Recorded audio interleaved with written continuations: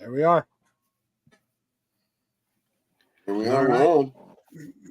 Do we have a specific topic this evening, or just No, it's just basically talking Q and about A? sawmilling and answering any questions.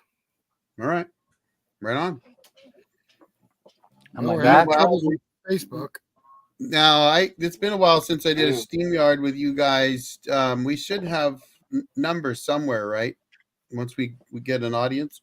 Once we get an audience, we should have numbers. Okay, right on, right on. I wonder if there's a way to share your lives. Tim? Yep. We can't stream to our Facebook page because I see that. That's a business page. I see that. I'm removing it right now. Okay. There you go. All right. There we go.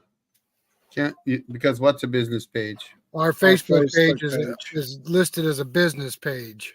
Oh, I'm live on Facebook right now. We can do it on our own personal account, but we can't do it on the Two Brothers account. Here, I'll add it to mine, Rick. Okay. All right, we're good. There we go. All right. Where's the numbers pop up? Oh, I see one. You got to go to comments. You guys click on comments so you can see comments over there to the right. Oh, yeah. Thunderous I just Night. shared. I just did a quick share on Facebook. Oh, here they come. Thunderous Night. How you doing tonight? V-Dog, how you doing? Steve K. Good evening.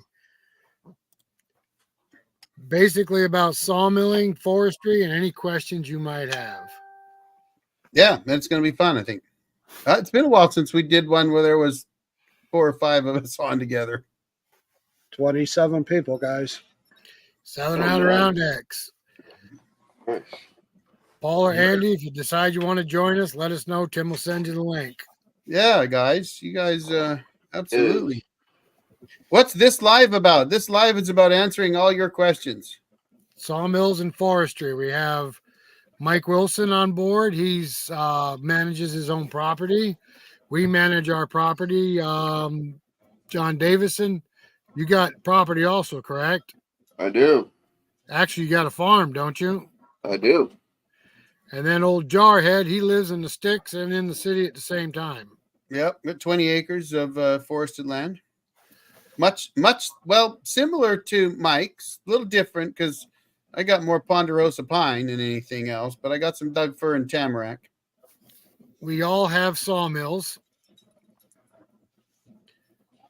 Every one of us are Sawyers. 3 Wood Misers and 2 Hudsons. Yes. Oh, Steve. Right on. So There do we and for anybody that's out there now, don't be shy. It's always fun to know where you're from, who we're talking to you, what kind of mill you got, and what questions you got. What part of the coast do you work on, if I may ask? Who are you asking? Mike and I are both on the West Coast. G-Boz has got 160 acres. Boreal And actually, forest. Mike, you're probably down closer to Yachats, whatever the heck it's called, aren't you? Isn't that down there? Close to the Oregon-California border. Isn't that where Yachats is, or whatever it's called? I'm not sure about Yachats. I've heard the name. I have too. There's a lighthouse there, I think. So anybody that's joining our live, at least give us a hello so we know who you are. We can't see who you are or if you're even here if you don't say hello or hi. Okay, and I just realized, Rick, that I had it on the private chat. They're all over in the regular comments, so apologize. The old Jarhead's a little slow, folks, but to answer that school question on forestry, reach out to your whatever local schools you have. Usually there's a forester program there. I have personally worked with the forester at WSU out here in Washington State. Always great guys, but honestly, I would just look at what schools you got close. He's asking Wilson. He wants Wilson's answer. Oh, Wilson. What did V-Dog ask? We got a guy here from the Philippines. How you doing tonight, Kano Bill? B-Dog wants to know what part of the coast you work on. What part of the coast Wilson works on. Here, I'll go back to it. There we go. Yep, I got it right here. Yeah, it was Wilson. I'm still trying to set up my system here to get on my Yeah, channel. I'm a little so I'm going distracted. to answer. What part I'll of the answer coast is- Mike's question. He's inland from the Brookings Bandon area of Southern Oregon. Joe, Good Maine. enough. There you are, buddy. School. And I'm a little got a bit timber concerned feeder? people might not recognize who I am. For one, I'm indoors. And hold on, I'm going to do something that might help out a little bit. There we That go. might help That's out. Now better. people might recognize who I am. There you go.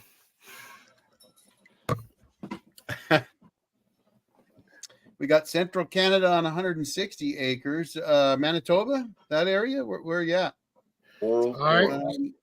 Philippines, Kano Bill. There's a sawmill channel out of the Philippines. I'm a subscriber. I can't remember the name right now, but it's kind of cool. They got this sawmill on the back of a pickup. Steve Andy's K. here. Steve K. has got a question there, Tim. What's up? Hang on. I'm trying to go as fast as I can, guys. Can I click on him or not? You can, but it's going to mess everything up. I'm trying Okay. to get everybody up on the screen for a second so everybody can see what we're doing. We got South Nevada. Georgia. Now I lost the question. I got it. His question was, It's right here. I got it. how do you determine what thickness to mill your logs at? Again, it was how do you figure out what thickness to cut what logs? Is that the one That- directed at me? I think No, that's directed at all of us. Okay. Let's leave that for Tim and Rick. Okay, so I'll start that question. We if we have lumber sold, we will cut it per specs of the customer. Now, if we're sawing hardwood, we'll either saw the hardwood in 5/4 so that anybody that buys it can plane it down to 1 inch. Usually softwood, we cut that right at 1 inch. And a lot of customers ask for 2-inch stuff or 8/4. So we'll cut it at 8/4. But we don't generally cut anything at 8/4 to put out for sale unless it's really, really wide. If we got a real wide piece, 28, 30 inches, 24 inches, we'll cut it at 2 inches thick because people buy it for countertops, bars, and tables. Anybody else want to throw something else in there? Go ahead.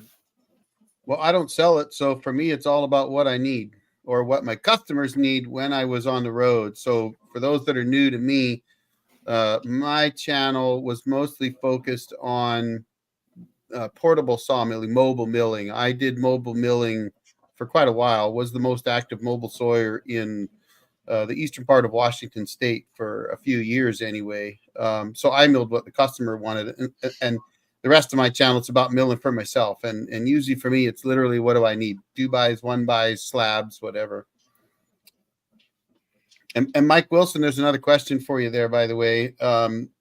Thunderous Knight was wondering if you had a job outside of running your mill and working your land, and is it profitable enough for someone could do that?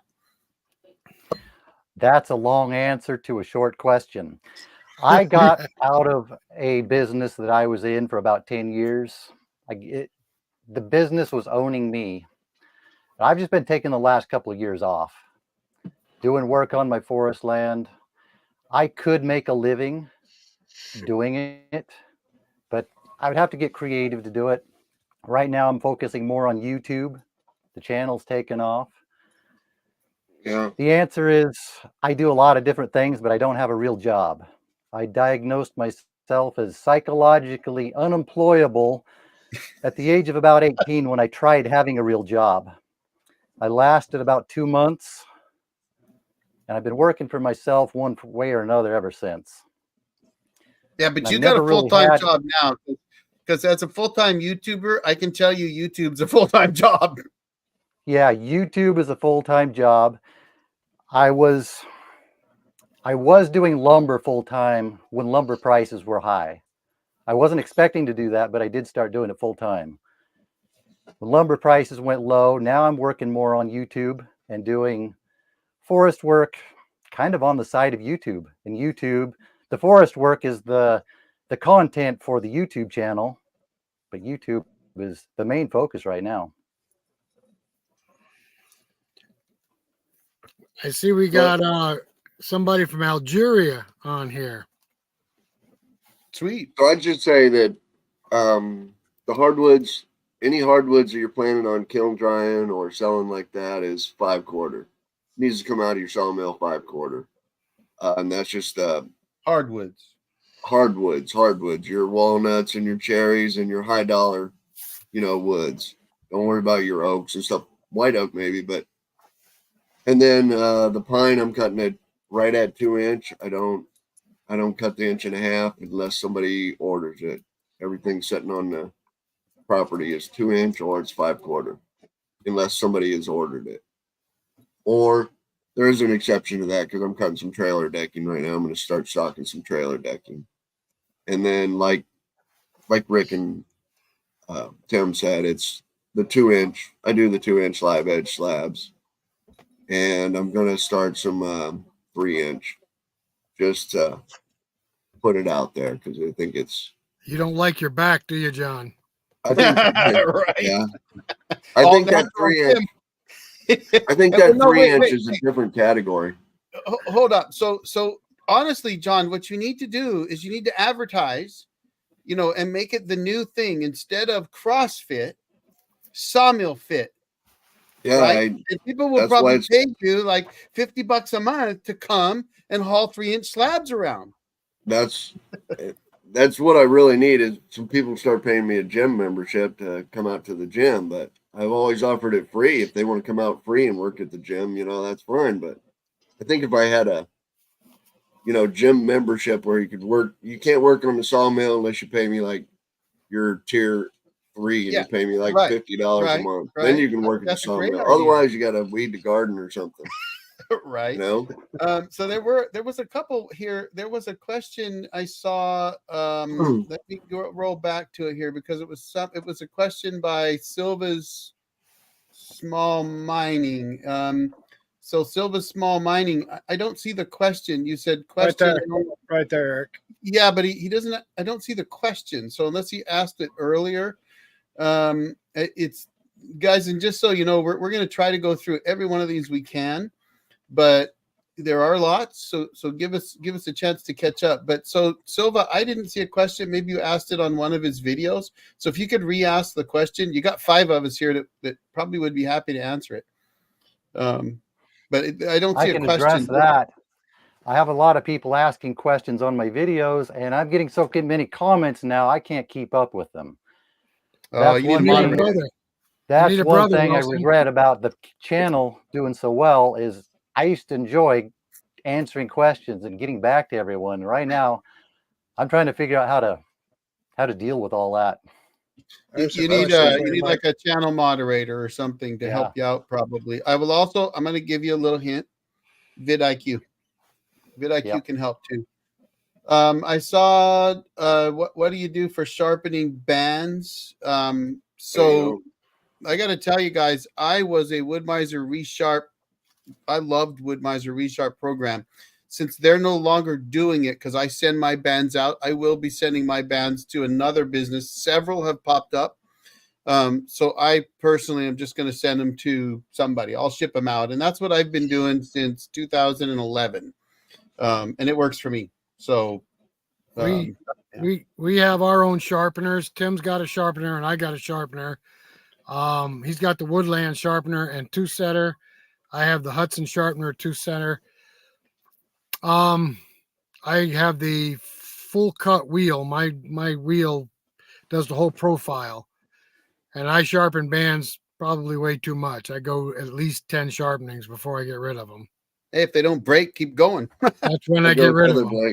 I go till they break. Yep. That's what a lot of guys do too. But Mike, you need your I'm hat. not doing anything right now. I'm just accumulating dull blades until I figure out what I'm going to do about sharpening blades. You know who else? There's a place north of me up in Eugene. Also, maybe someplace up in Portland. Well, there's I've also had a couple viewers offer to sharpen them for me too, but shipping's a problem. Yeah, I will tell you this. Don't feel bad. Jason over at Northwest Sawyer, he's got blades everywhere. I have for about 80 milling on blades, and it's stairs, going to take me a long time to go through them. And I'll figure out sometime what I'm going to do about sharpening. Yes, 50-50 cut is very fair, especially if you're cutting good logs. No. Nope. There's no way I'm 60-40. cutting for 50-50. There's no way. I would consider 60-40 for me, 60 for me. If I wanted the wood. If you bring me some high quality walnut, I'll cut it for 60-40. That's the lowest I'll go. Yeah, me too.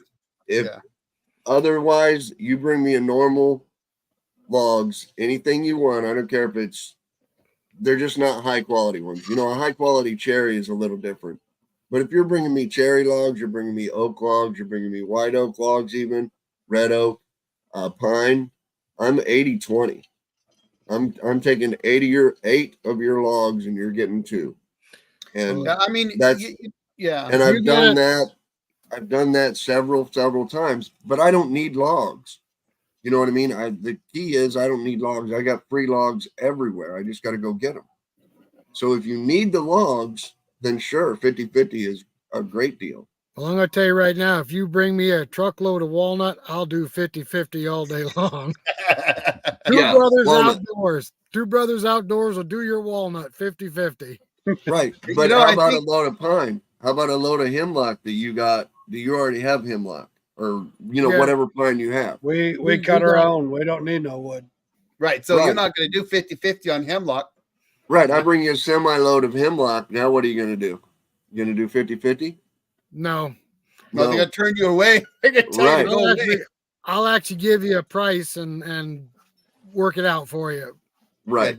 Yeah. So it all depends on what you need, man. If you need the wood, and you need the lumber and you don't have the logs and you're buying logs, then 50-50 can be a good deal. It's just not for everybody. If I brought Eric a load of whatever kind of lumber and dropped it off at his house, not his cabin, his house, he'd be like, no, I'm not doing that for 50-50 because I don't want those logs in my yard. You bring a load of logs to my house, I'm coming outside with a gun.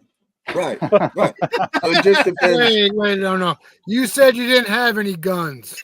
I don't. Wait, let me rephrase that. Pew, pew. Right. I think it all depends on the value of the wood. A load of logs to my cabin, and you want to bring me some nice Doug fir, all minimum 9-inch diameter. Right. I might be tempted to cut those, but I'm not doing them at 50-50 unless you're doing a hell of a lot of work for it, because that's a lot of work. Yep. And then I'm going to tell you that I mill, I wouldn't want to do it for 50-50. Yeah, so I'm going to say even if I didn't have logs.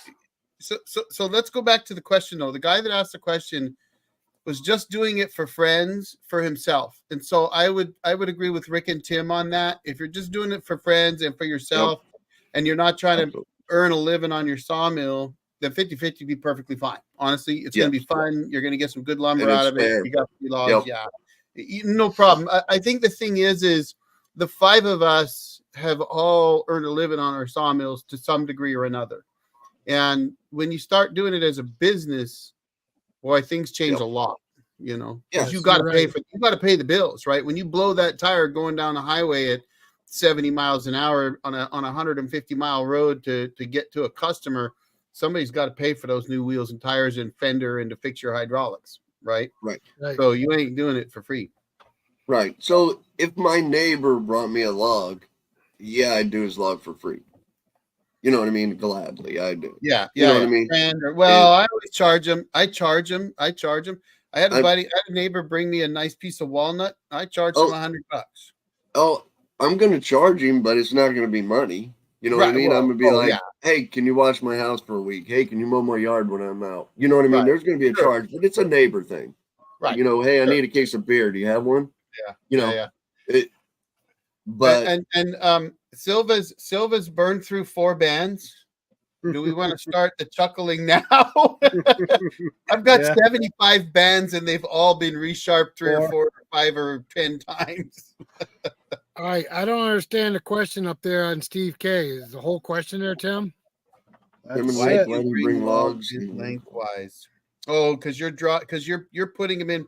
It's the way they're. It's. I'm gonna answer it for you guys. It's the way they're set up. They're set up to push the log straight in from the end of their The mill. log arches. Yeah, that's easier Yeah. for us to do that. We keep our logs totally off the ground. We have no dirt on our logs at all. That's why we bring them out of the woods at length that we're going to cut them. Yes. Yes. No one sharpens at home. Yeah, Yes. yeah. Rick and Tim sharpen at home, and I sharpen at home. Yeah. There was John, another. There was John another has the question. same thing I do. There was another question too. How to at sharpening on a bench grinder. We tried everything we could to get away from buying a blade sharpener. Doesn't work. Nope. We've tried files. We've tried round files, Dremel tools, bench Dremels. grinders. I watched every single video you could think of on sharpening blades without actually buying a sharpener. Bite the bullet. So, yep, bite the bullet. They're less than $1,000. The Woodland Mills is less than $1,000 anyway. And it worked You know. very well. Less than $1,000 for me to send my bands off to somebody too. Yeah, but you've spent more than $1,000 on your bands sharpening. No, I haven't spent that. I guarantee you have. No, my customers did. Oh, well, Those less than there you go. $1,000 ones, do those do setting too? Yes. But you got to No. buy the setter. You have to buy You the gotta buy- setter separately. but the setter comes in at $1,000 price. Correct. The Woodland Mills Grind Lux is like whatever 600, 700, and then the setter is like 150 or something. You know, I don't know the prices, but it's less than $1,000 to get a setter and a sharpener. And there is sharpeners out there. Hudson has a hand sharpener, which I use. It's like a chainsaw sharpener. It doesn't feed through automatically. You got to feed the blade through yourself. And that has a full dress wheel. In other words, it cuts the whole profile of the tooth. But that works very well, and I think that's under $600, isn't it, Tim? Yes. Yeah, Well, I there mean, is- Woodweiser has one too that's down there, don't they? They have Yeah. like $1,000 one. Yeah, it's Manual like one too, I think. 150 or whatever. They do have I a mean- less expensive one. You can spend tens of thousands of dollars on sharpening equipment. I mean, it's out there. Yeah, I'm going to be honest with you guys. As far as sharpening goes, I don't want to sit around in my shop sharpening bands in the evening. No, it's I will tell you this today, because I'm not on the road, I might consider it because I go through a Yeah. lot less bands. I mean, I might only go through one band a day right now. and you're not on the road. That's the Yeah, key. I'm not on the road. Yeah. You So know? so for those that don't know, John and I've had a discussion in my members side of my channel about something that's coming up. And one of them was the battery. And he had mentioned that if I was on the road, I would buy a new battery. And he's 100% right. So there is a bit of a difference in what you're going to do based on whether you're full-time cranking out the logs, especially if you're on the road, like I was, thousands of miles. Like I told my LT40, literally tens of thousands of miles. You're going to have everything. You're going to do it all, and you're going to send your bands away. Today, because I'm not doing that, I'm mostly just milling for myself, and I may not mill for anybody this year but myself. I could see doing my own bands with a less expensive deal, because I might only run through 1 or 2 bands in a day, rather than I've actually run through 8 bands in one day when I was milling on the road all the time.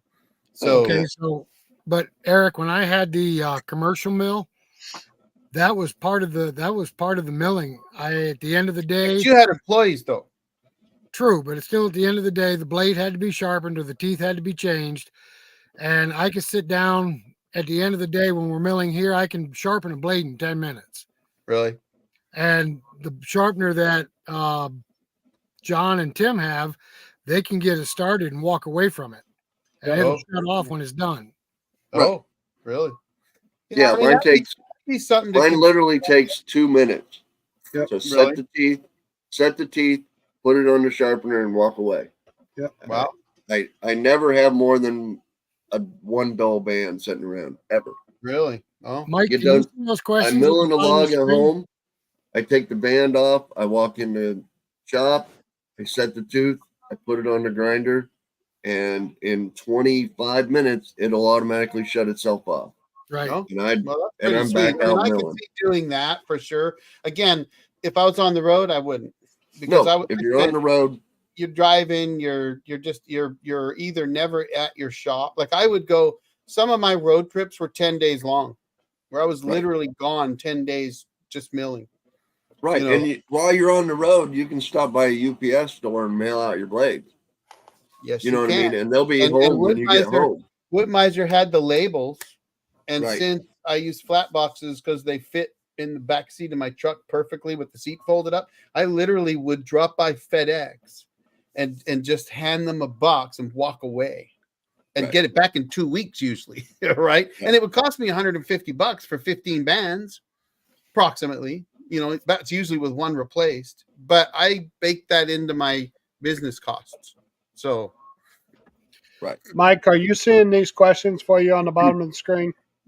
Yeah, I was waiting for an opportunity to answer the one You from take Thunder it, sir. Snake. Go ahead, Eric, take you it, should Mike. shut up. That old jarhead talks too much.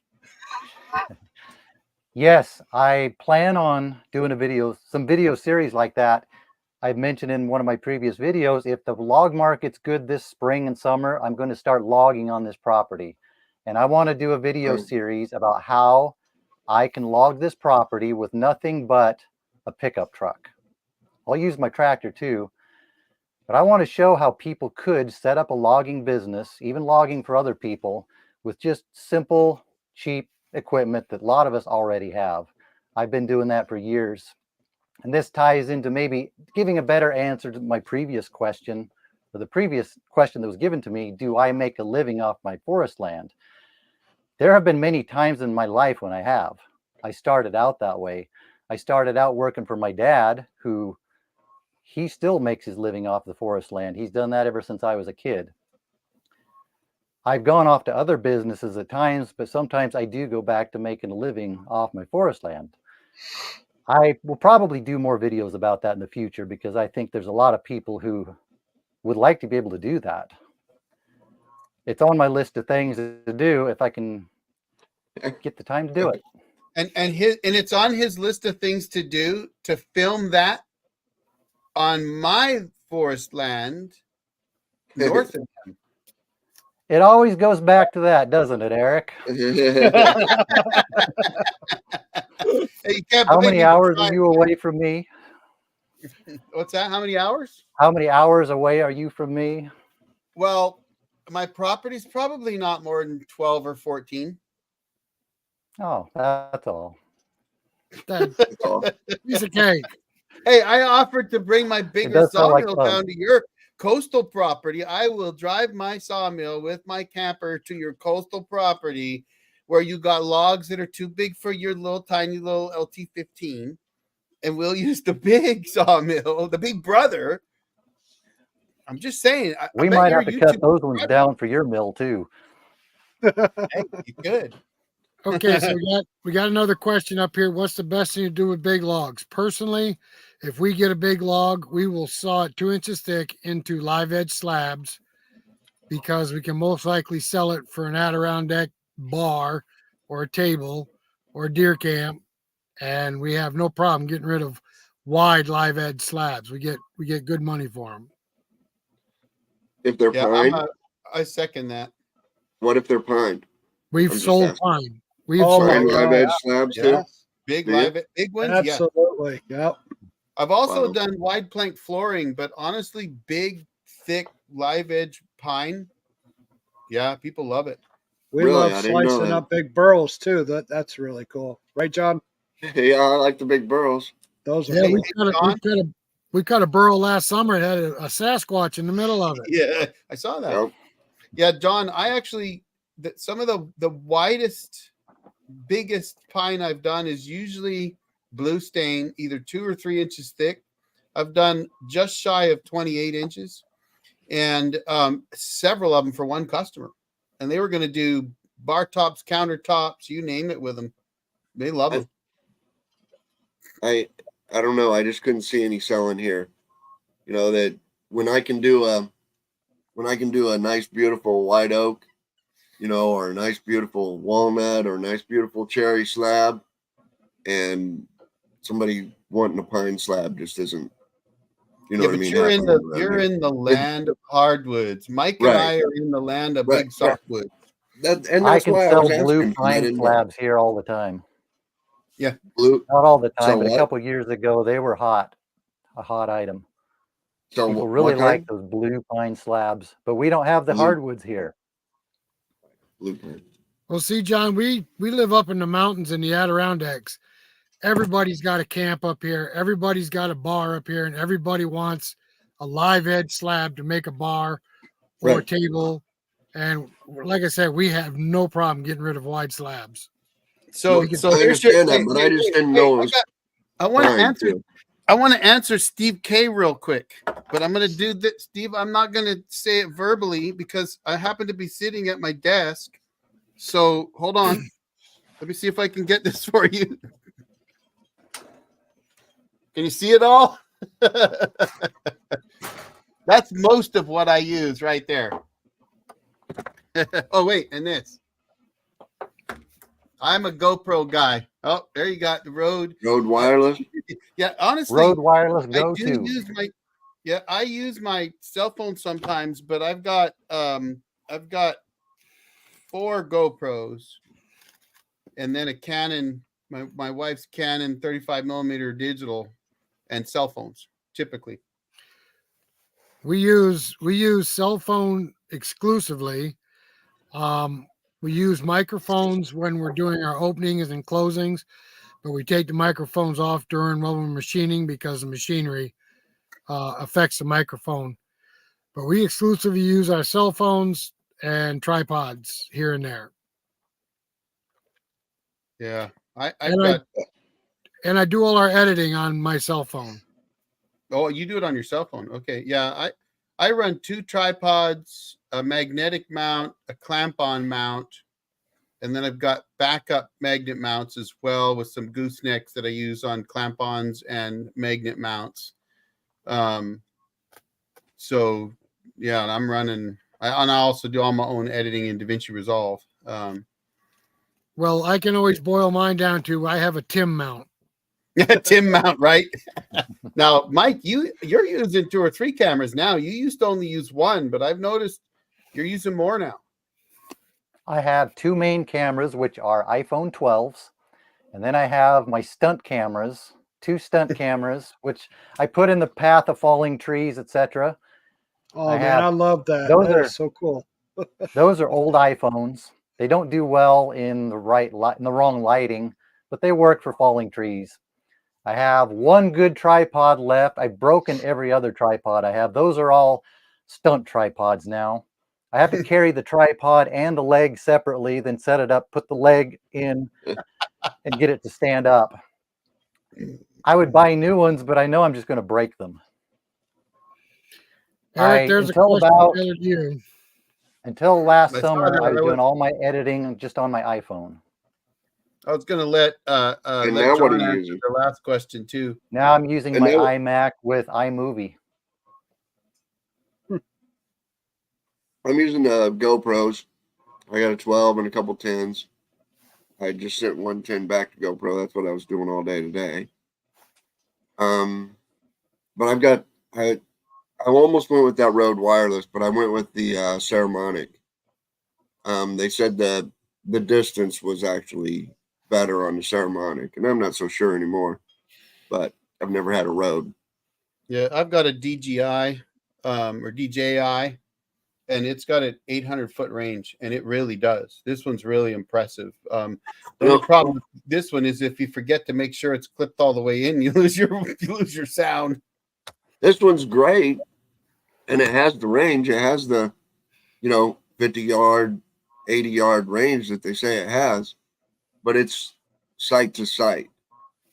If you can't see it, or if it's under your jacket or under your coat, you know what I mean, and it can't see the receiver, then it's not going to pick it up. That's the problem I have with these mics. This one has surprised me. So I've been able to get in my vehicle when the camera's on a tripod, 100 feet away, and it hears me just fine. And I was really impressed with that. or I'll jump in my Jeep and do something, and Darcy's got the camera, and you can actually hear me get in the Jeep, and I'm probably talking to myself or something, but no, I DJI, it's not cheap. They're $300 or $400, but it works really well. And I held up all these before, but so I'm running a GoPro 9, a GoPro 10, a GoPro 11 mini, don't get that, and a GoPro 11, and my 11 and my 10 are in the GoPro media mods, which I think are worth it. Now, I do know that Jason over at Northwest Sawyer has a lot of trouble with his for some reason. I've never had trouble with my media mods, other than sometimes you have to pull everything apart and put it all back together after restarting it, because sometimes the camera gets confused, but that's pretty rare. So the only other problem, and I bet that John knows this, is they can get hot, and if they get hot, they will shut down. But that's what I'm running for cameras too. So yeah, so when I run that media mod on the GoPro 10, which does overheat real easy, I just run an external battery with it. I take the battery totally out and then put an external battery in it. Yeah, that's what Steve at MSD Making Sawdust does. I tried that, but it wouldn't let me do it for some reason. Yeah, you gotta plug it in about 3 times before it'll let you use that external battery. So I'm going to try to answer this question as quickly as I can. Now, first of all, if you haven't seen my channel, look for my Building a Sawmill Business playlist on the Old Jarheads channel. One of the things in there is a what I bring, and it's not the greatest video in the world, so I'll tell you that up front. I'm honest. But I think I did an okay job of showing you all the stuff I bring. But for a setup so what the question was, what kind of setup is needed for a mobile mill operation? I'm going to try to run through this very quickly for you. One thing I'm going to tell you is spares. If your mill's brand new, you can get away with less spares, but you want to make sure you got, like on an LT40, you want to have B57 belts, your band wheel belts, that kind of stuff. You want to have maybe an extra set of bearings or something for your guide rollers. If you've got several hundred hours on your mill, you're going to want that. You're going to want spares. So that's number one. I use flat boxes for my sawmill bands. With one box is a wooden one that I built, and those slide into the back seat of my truck really well.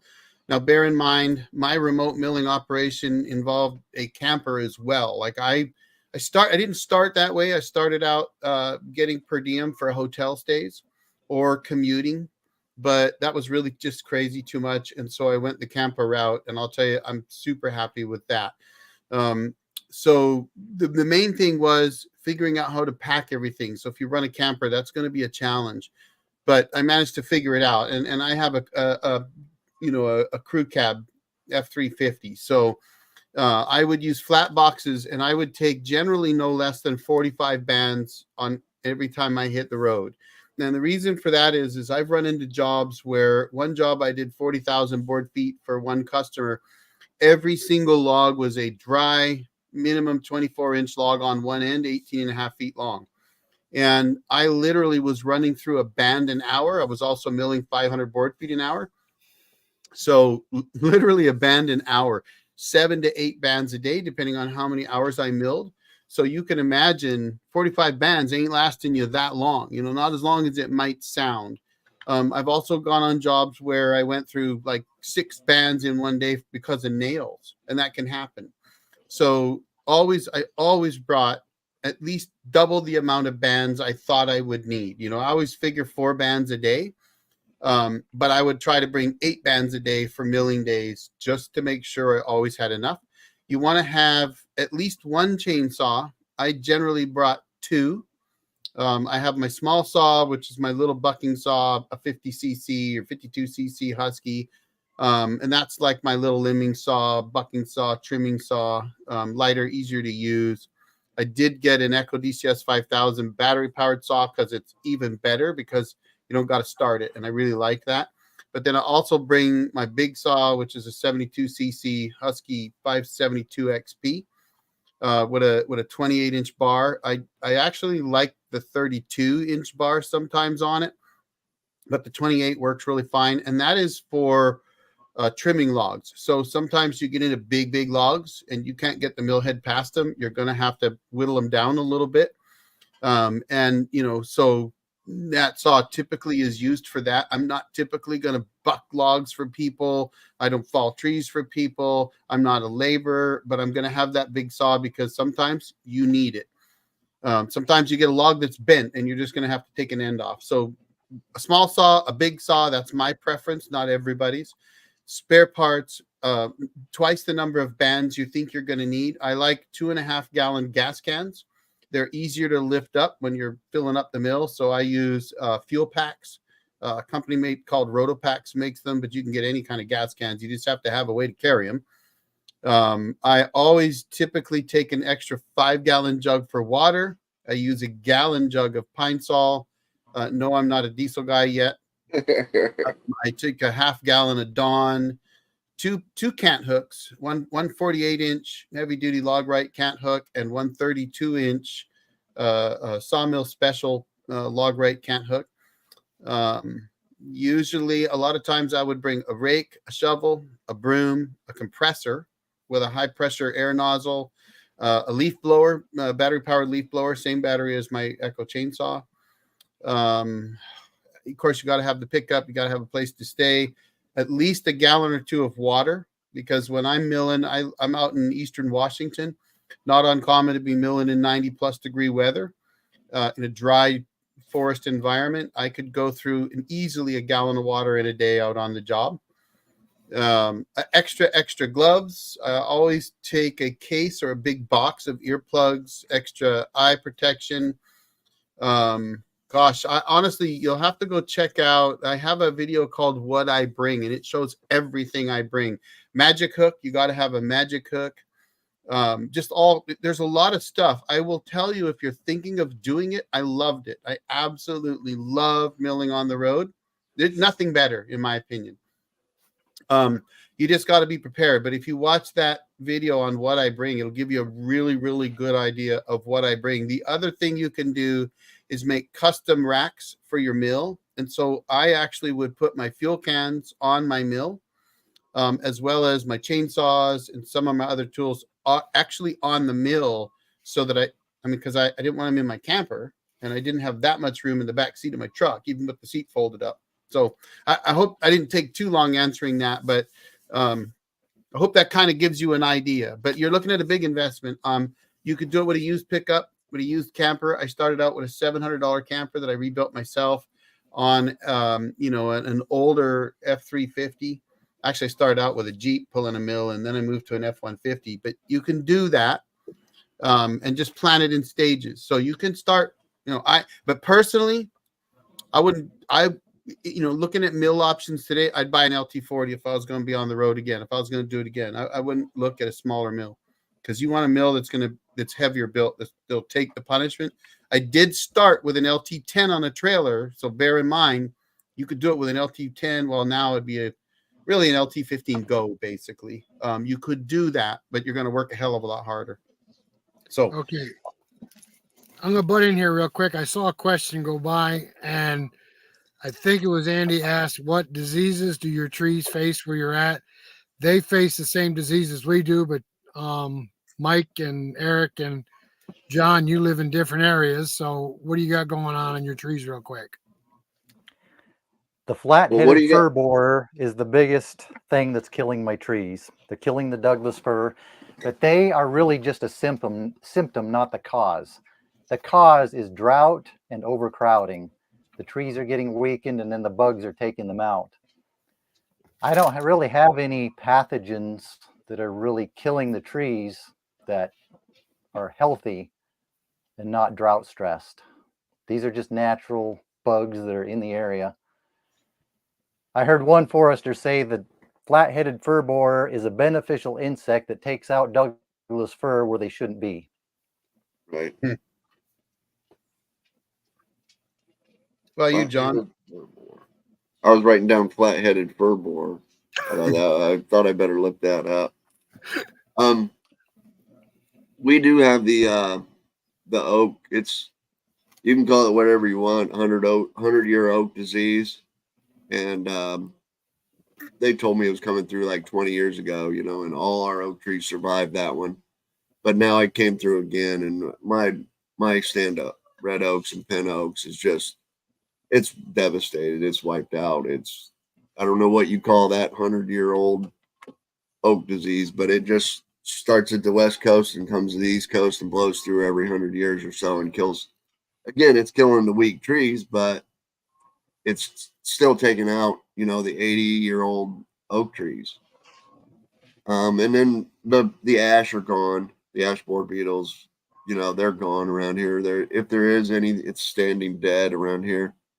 And then the pine borer beetle is taking out the white pine, but again, that's in stressed areas. We had a bunch of standing water a couple years ago, and some of these white pine that were planted in the lower spots got stressed out from too much water instead of too much drought.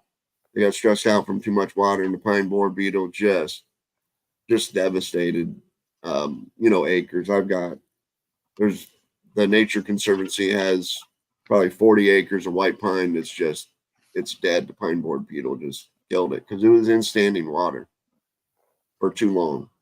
So, but other than that, I don't know of anything else that's coming through. We had the standing water and the oak disease.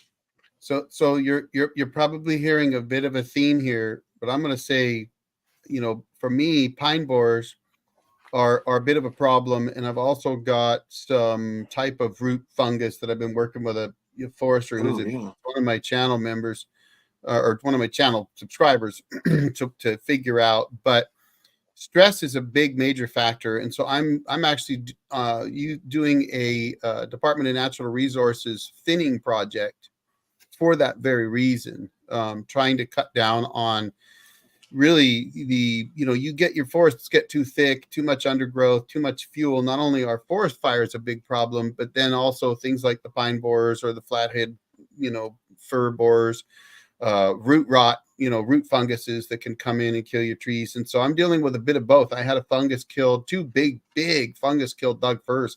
These were 20-inch Doug firs. And all of a sudden they were dead. Like 1 year they looked great. The next year they were dead, but they were also in a bit of a stand that was too thick.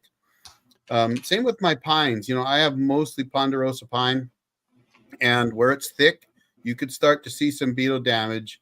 Usually you'll see like a pitch pocket on the side of the tree, and that's the pine borer tries to get in there, and the tree tries to defend itself. So that's kind of the problem I'm faced with, and just constantly working on trying to thin things out and clean up the forest, so that because basically, folks, if we don't let them burn, then we got to take care of them ourselves. And so that's kind of, Mike and I are in that same boat out here on the West Coast. Big danger in forest fires when you don't thin your forests out. Big danger in bugs. So I want to jump real quick. Somebody asked about DaVinci Resolve. I do use DaVinci Resolve. I absolutely love it. I saw Andy's comment about needing a lot of resources. I run a 8-core AMD processor that's probably 2 years old now, with 32 gigs of RAM, and I've got about 10 terabytes of hard drive space with a decent graphics card. It does take some pretty good resources, but you can get it for free, and it's one of the top 2 editing programs out there. So in my opinion, it's worth it. So 2 questions with 1 from me. Back to the bugs. We do have the emerald ash borer that finally made it to the West Coast. So our ash trees are probably toast. I only have one on the property here, so I don't have to worry about it. But they say in 10 years, there will not be a ash saw log left in the United States. And witnessing what we've seen on our property, I would have to agree. Yeah, they're gone. Has YouTube helped with the sawmill business? No, ours has actually been the other way around. For me, it did. Absolutely. 100%. But I used it as an education tool for my customers. It hasn't helped me really sell lumber, but it distracts me from sawmilling. It slows me down, but it also provides another income. That is true. So It allows I used to YouTube be, allows me to do things out in the woods that I wouldn't normally make money on, but I get revenue from YouTube, which helps me in the woods. Yep. I would have answered just like Rick and Tim did just a minute ago. No, YouTube hasn't helped me, at all in my business. But now, just like the old jarhead, I put a video out about, safety around mobile milling, and how you should set up for mobile milling. And people are like, hey, I watched your video on how to set up, and I'm real close to that. Can you come out and, give me a few more pointers? Or the other day, I had a guy, he says, hey, I got some red oak logs and I didn't know what to do with them, some pin oak logs. I didn't know what to do with them. And then I saw your video about the live edge reverse board and bat. He said, can you come do that to my logs? I'm going out next weekend and doing that to his logs. And then the other one was a guy wanted a walnut cut up. And he said, I'm kind of in a hurry. He says, but I'll wait if you'll film it. And I was like, what do you mean? He says, well, I want it recorded that you picked it up from my yard. I want it recorded that you hauled it to your mill. You know what I mean? So that when I make a table out of this, I will include a little disc, you know what I mean, of your YouTube video making that log from my yard, and I'll have it right on the coffee table when I turn that walnut log into a coffee table. You know what I mean? And it's like a generation thing. His grandpa planted it, you know what I mean, or something like that. And Right. So I don't know if that's helping the business, but it makes you feel good, Yeah. when somebody does that anyway. This next question, I'd like to unfairly answer that question first. The most we've cut in a day was 51,000 board feet. That's cheating. That's not your mill on YouTube. On my band mill, the most we cut, I think the Locust, we cut 550 board feet in an hour. We were cutting 4x4s. Yep. How much did you cut in a day? I have no idea. We didn't go a whole day. We're only good for a couple hours, Eric, and then we're done. We're retired. Well, I'll wait to answer that. Give everybody else a chance. I got the higher production mill. I usually don't keep track of how many board feet I cut, but I think I've done about 400 in a day before on the LT15. But I'm usually not milling all day. How about you, John? It's not even I don't even know how that's a fair question, but but I've cut like 4,000 board feet in a day. In a on day? my mill. In a day. One day. In a 10-hour day on my mill by myself. 10 hours. That's by yourself. By myself. I had a tractor, and I had all the logs lined up. That's exceptional on an LT35. All right, but listen, they're all 16 footers, and I'm making 4 cuts. Oh, beam. Because I'm cutting beams out of them. And they're 10 by 10. Right. That's different. Yeah. And I've got a tractor to move them, and I don't have to stack them. I'm putting them right on his trailer. Well, you know what I mean? So I have consistently milled over 4,000 board feet a day.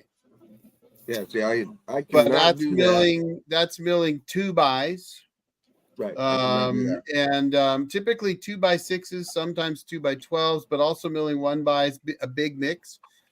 However, that is not my typical day. So the question was, how many have I milled in a day?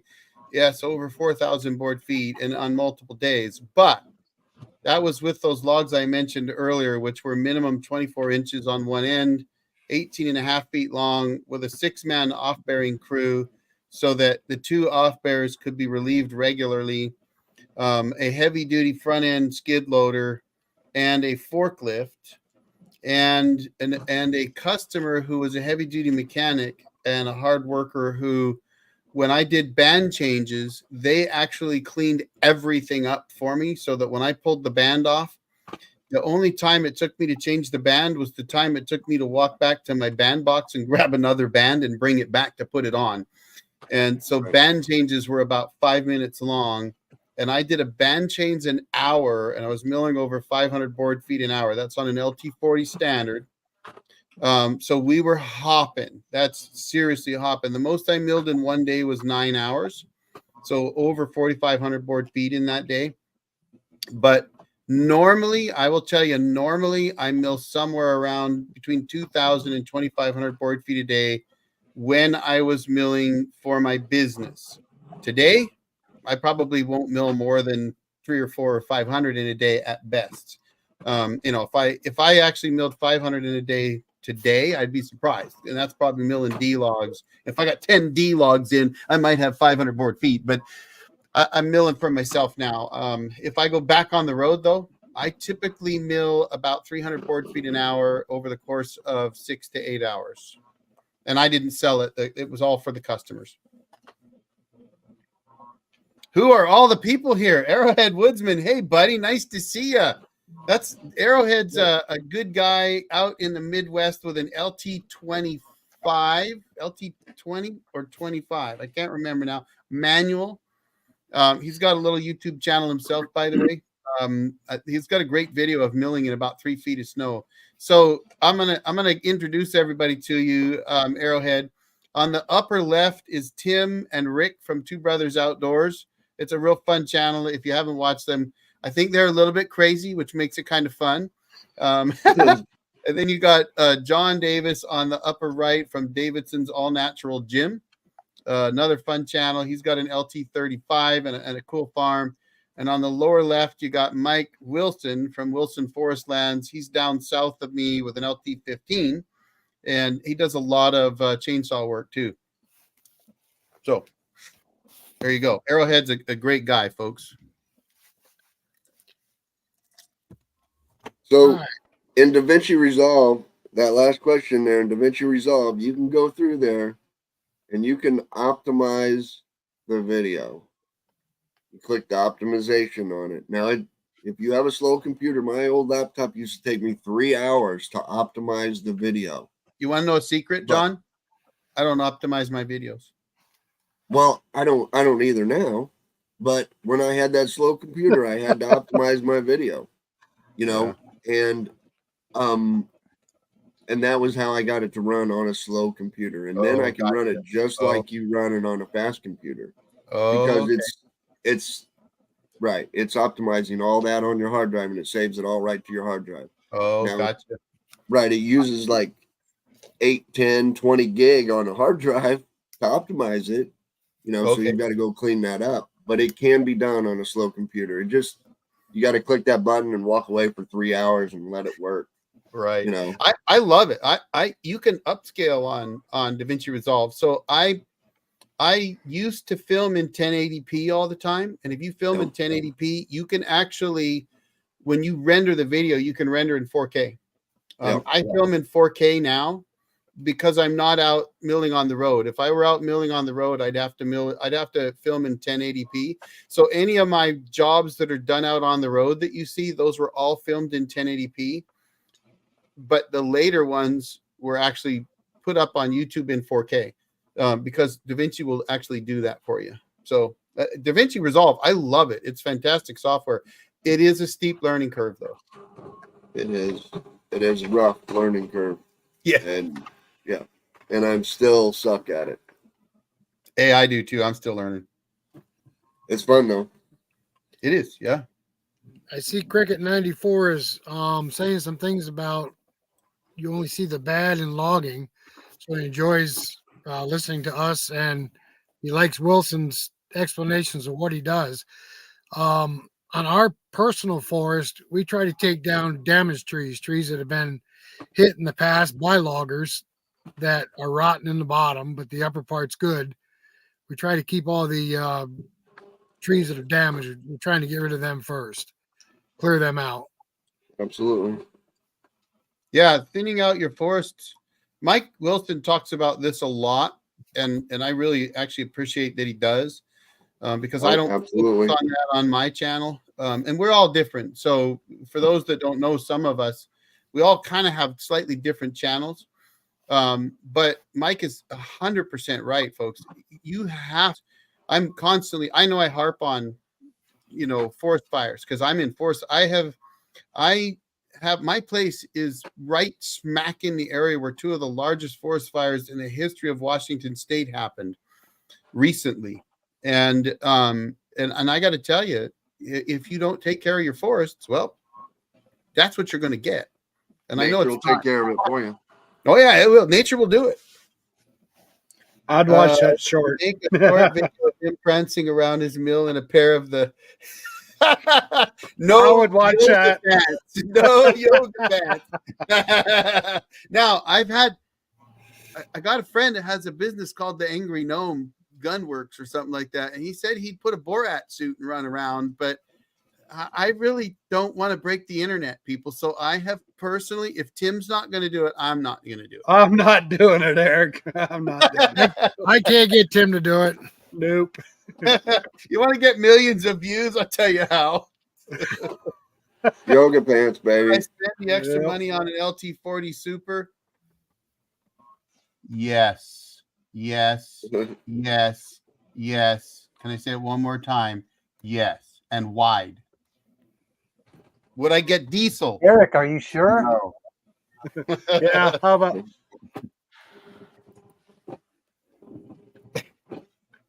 I answered the question.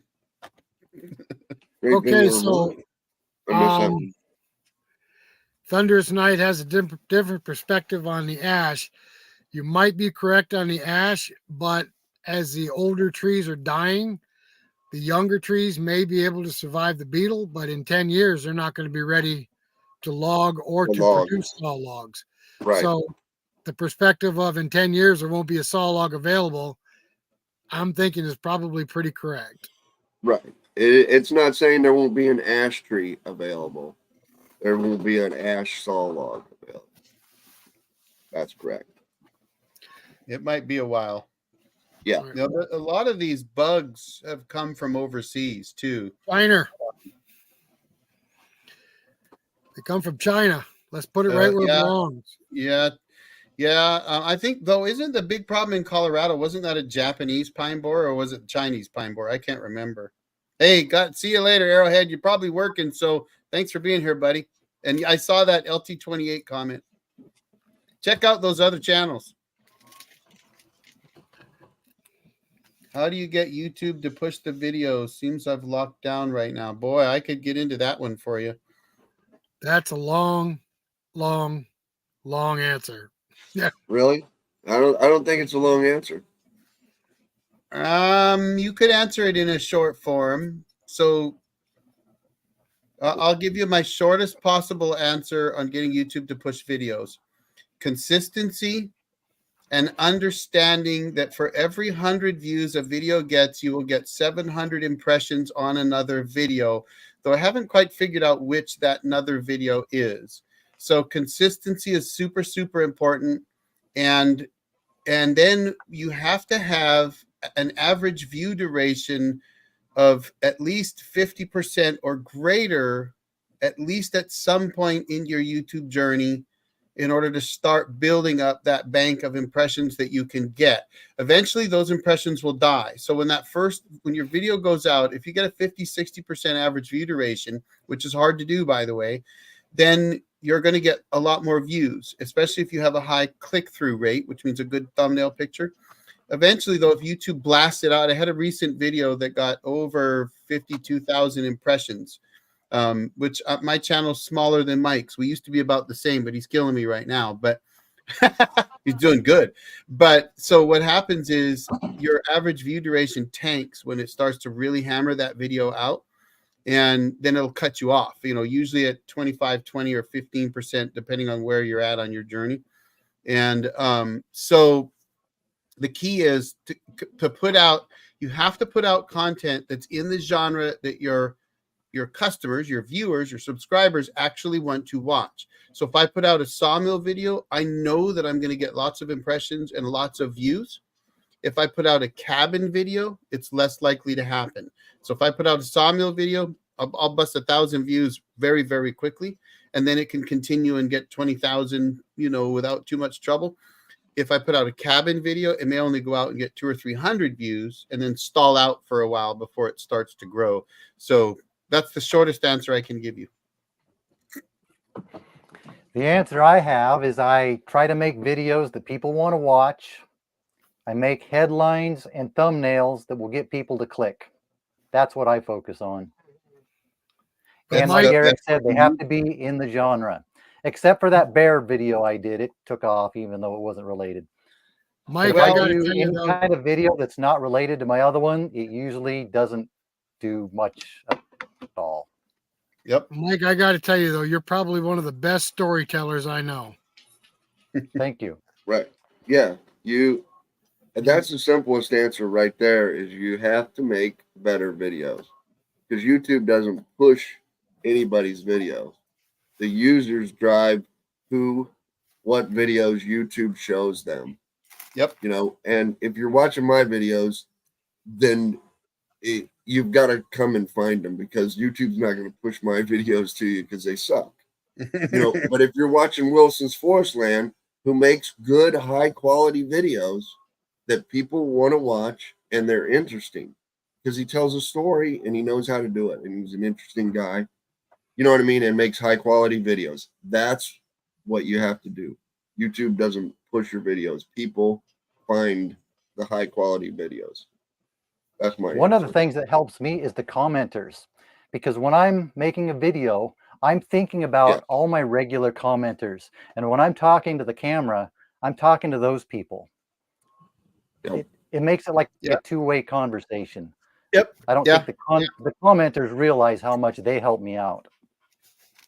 Yeah, the one thing I will tell you, you also have to find your niche. The one thing you'll see about our 4 channels is they're all different. And the key is to find out where that is for you. Like mine was mobile sawmilling. And so that was my niche. And I'm slowly moving it into sawmilling and off-grid cabin building because that's really why I started sawmilling in the first place. But that's my niche. And Mike's is different. His is more forest land management, logging, sawmilling, selling lumber. It's a slightly different area, like two brothers, 2 sawmills, 2 brothers. They're doing their own logging with ATVs and log arches they built themselves, and they're milling and selling lumber typically, right?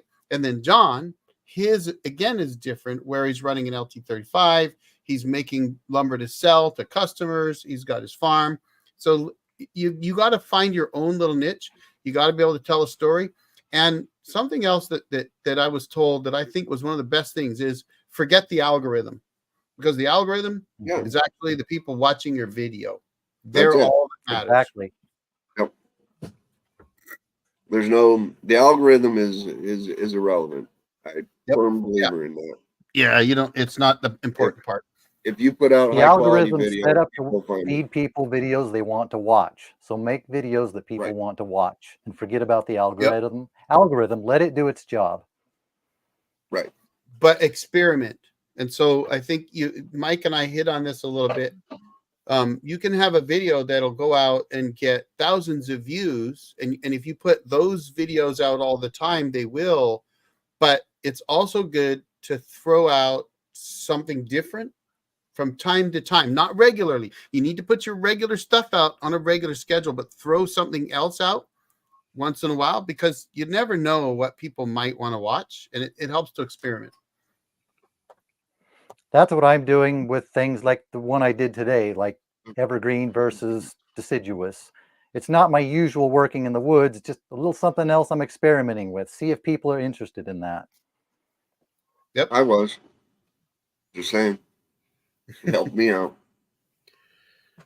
I would like more time to watch videos. I spent so much time, I noticed the stutter there, editing, that I have far less time to watch channels than I would like. And that makes it a challenge, especially when you do so one thing I will tell you, multi-camera editing takes each camera takes as much time. So if I have 5 cameras, it's going to take me 5 times as long to edit a video than if I just run one. I'm There's way a loaded- behind on you guys' channels. I've got to catch up on watching some of your videos. I just don't have time to watch No, all you the don't. YouTube I want to No, you watch. don't. Yep, I'm saying. Well, January was slow for us, so I got to watch everybody's channels, but things have picked up drastically in the last 2 weeks, so we're in the same boat again. Right. It's tough. That's why these things are fun, by the way, Rick. Yes, Because it gives us a chance to just sit and chat together and enjoy absolutely. something separately from actually trying to build a video. Now there's So- a loaded question right there. What are you selling 10 by 10 beams for?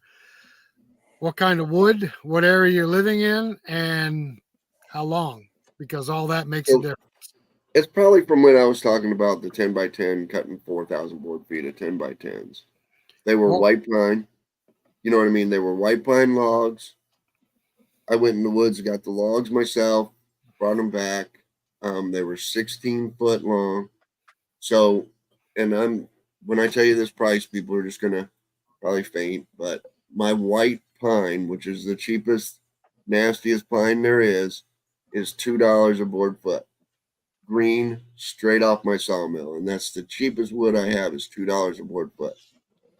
Now, those 10 because they're over 8 inches, that's another 25 cents a board foot, and because they're over, I don't even remember. I think it's 12 foot or 13 foot long. They're another 25 cents a board foot. So they were $2.50 a board foot for 10 by 10 white pine, 16 foot long. Correct. The bigger the beam, the more you charge per foot. Yeah, and it's more labor, it's more intensive. It's the first thing you said was back. Do you like your back? Well, or your hernia. You know what I mean? You're Yep. going to get one of those two. And somebody's got to pay for it. Yes, I'm paying for it.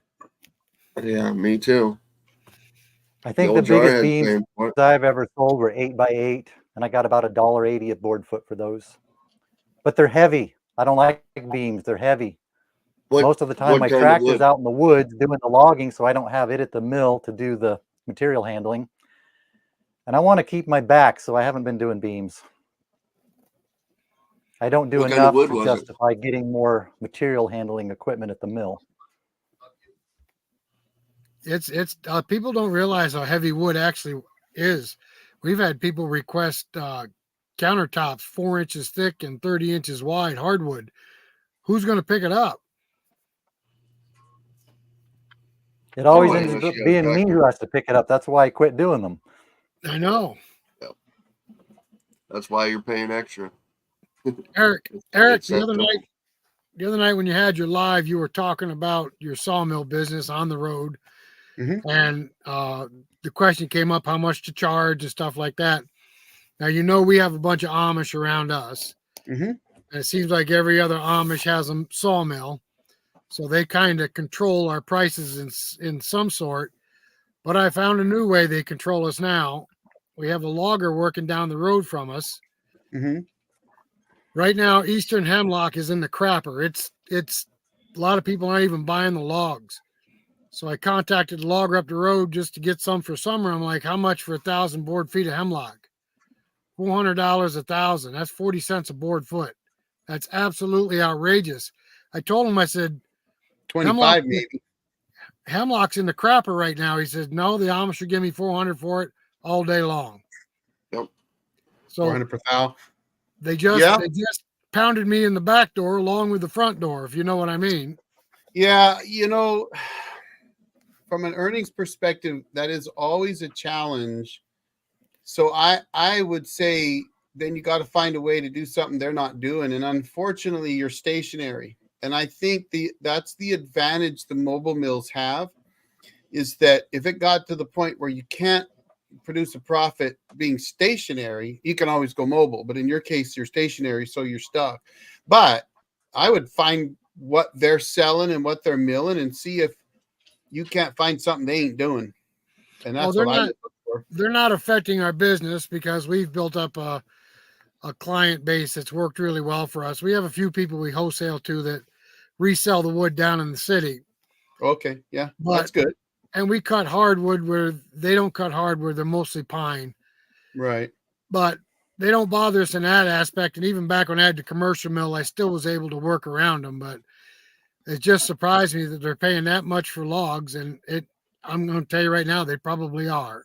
They probably just they've got a customer base that's paying them, Absolutely like are. $1 a board or something. So I mean, if you're getting $1 a board foot on sales, they're cheap labor. So Yep. Well, Right. they got no overhead to speak of, so they can work for 8 cents a board foot. right, Yep. right. Not me. I milled So- at typically 40 cents a board foot, though I never charged by the board foot. I mean, I milled at $100 an hour, and I bumped my price to 125 right before I decided I'm not even going to mill for anybody else this year. But that's because, and you guys all know this, if you're milling for somebody else, you ain't getting your own projects done. So I had to put a hard stop on it and say, I've got to mill for myself. I'll never get my cabin edition finished, and Darcy will kick my rear end if I don't get doing that. So there again, Spruce asked a question about the 10 buys and figured out that I made $8,000 that day because I milled 25 of them, so I made over $8,000 that day. But that's not $8,000 in one day. That's not $8,000 in one day. I did not go out to the woods and haul all those back in the morning and cut them in the afternoon. I spent a week in the woods hauling those logs to my mill, cutting the trees down and getting them to my mill. You know what I mean? And then I spent 2 weeks twice mowing around them, and I sprayed them for insects. And you know what I mean? And I kept them up off the ground, and I have a place to store them, and I paid taxes on the land to store them.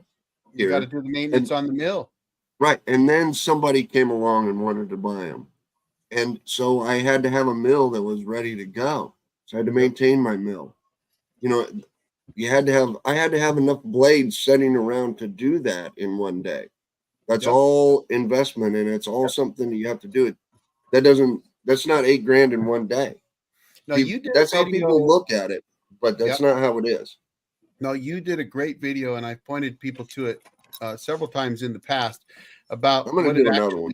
You need to. I think you do. And I'll tell you, it's something that I've tried to say many times. When you're charging somebody to mill for you, a lot of guys think, well, I'm charging them for my wage by the hour. And I'm like, no, I might spend 4 hours before I ever leave to go mill for somebody. And I might spend 4 hours when I get home. And I'm going to spend an hour before I start milling and an hour after I'm done milling. You know, like and that doesn't even count all the time I spend in advertising and everything else, right? Like, right. When you're charging at that moment in time, you're paying yourself for all the other time you did the work too. And so you're absolutely right. You put a lot of work into that one day. Right. You've got to have 2 tractors sitting around because you've got to go have one in the woods to get it and the other one to unload it when you get home. Now, who paid for those $25,000 tractors? Well, it's like Mike. It's like Mike with his truck, his trailer, his chainsaws, his logging gear, his tractor. Yeah, absolutely. I just had to pay the DMV registration on 4 trailers. That was a big bill. What John was talking about, that video you did, John, about that on your channel, that was a really good video. A lot of people focus on the gross revenue on a business, and this goes for many businesses. There's a big difference between gross revenue and net profit. Yep. And you got to figure your electricity in, and that's what I loved about your video. Is that you literally talked even about the electricity for running your, for everything. You talked about it all. And that's a very good point. I think you might have even brought it down to having to buy a new pair of pants once in a while. Yeah, you did, I think, I don't think I got into underwear, but, I wore out a few pair of pants. We draw the line at yoga pants, John. Right. But, I mean, I've honestly, and it's not something that you can do in 5 minutes. It takes you longer than that. But I've honestly measured every square foot that I have lumber stacked on this property.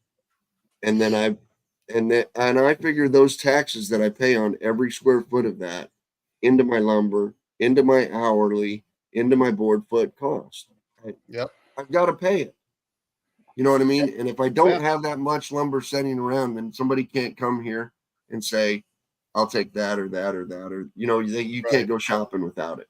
Walmart figures their heating bill, you know what I mean? And their building, it's got to be. Yep. It's all called overhead.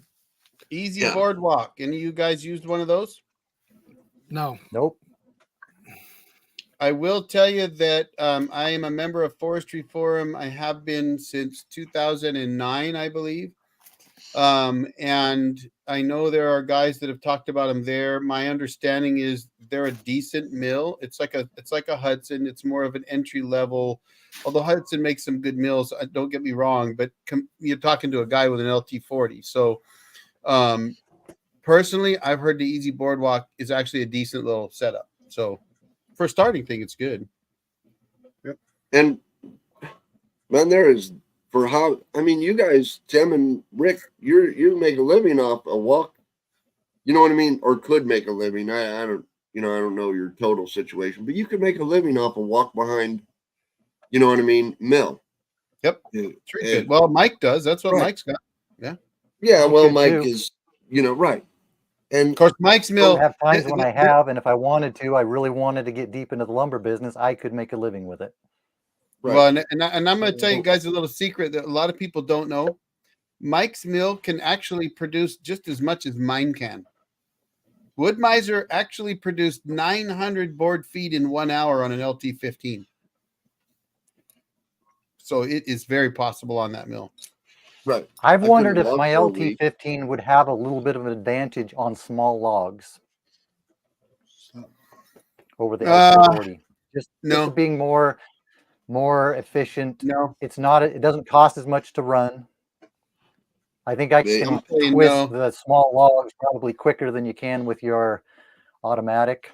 No, because you're failing to realize that my small logs are at waist height, and I have a 32-inch sawmill special cant hook. Stop. So I can knock out, especially if I have a crew, but even by myself, I can knock out small logs super fast, super easy because of the fact that the mill's going to load them, and I can roll them if they're too small for the mill. But it's so much faster with the the hydraulic side supports, hydraulic toe boards, and the mill itself. Even if you're running a 25 horse motor, the 26 and a half on an LT40 with the drive that it's got, or even like John's, you can really rock on those. So I'm telling you, you probably could almost keep up, but you'd have to have a crew. I mean, you'd be surprised. I was thinking small 8-inch logs and factoring in lower cost, lower fuel consumption, lower maintenance cost. Yeah, but I've never run an LT40, so I'm just. Yeah, I only burn about 5 gallons of fuel in a day unless I'm really, really producing. Right, but your I go through maybe a half gallon. Right, your cost is in the mill too. Gallon? Oh yeah, I'll burn 5. Maybe a gallon if I was full running all day. Oh, so it is a lot more efficient then. That's interesting. Yeah, and there's almost no maintenance on that mill. Yep, and whereas mine does have more maintenance. And an 8-inch log with a cant hook is not that bad on your back. No, right? You know what I mean. And I don't want to do 8-inch logs. I tell people don't bring me an 8-inch log. So there is a definite. I've talked about that many times. There is a definite, you know what I mean, niche that you guys can do with that mill, the Wood-Mizer or the Hudson mills that I can't or won't do with my mill. You know what I mean? Or the jarhead can't or won't do with his mill. Won't. Right. Nobody's going to pay you $125 an hour to mill up 8-inch logs. That's not true. That's not true. Well, actually, guys, we found when we did that locust, it took us longer to cut those small diameter logs than it did with the bigger diameter logs. It does. It absolutely does. A heck of a lot longer. Right. But You can do it a lot easier than I can, is what I'm saying, and you can do it more efficiently and more cost effective than I can on my mill. I believe that on it. Now there's Well, I mean, two knowing that things. Mike only burns like a half a gallon, I'm going to Yeah. burn 5.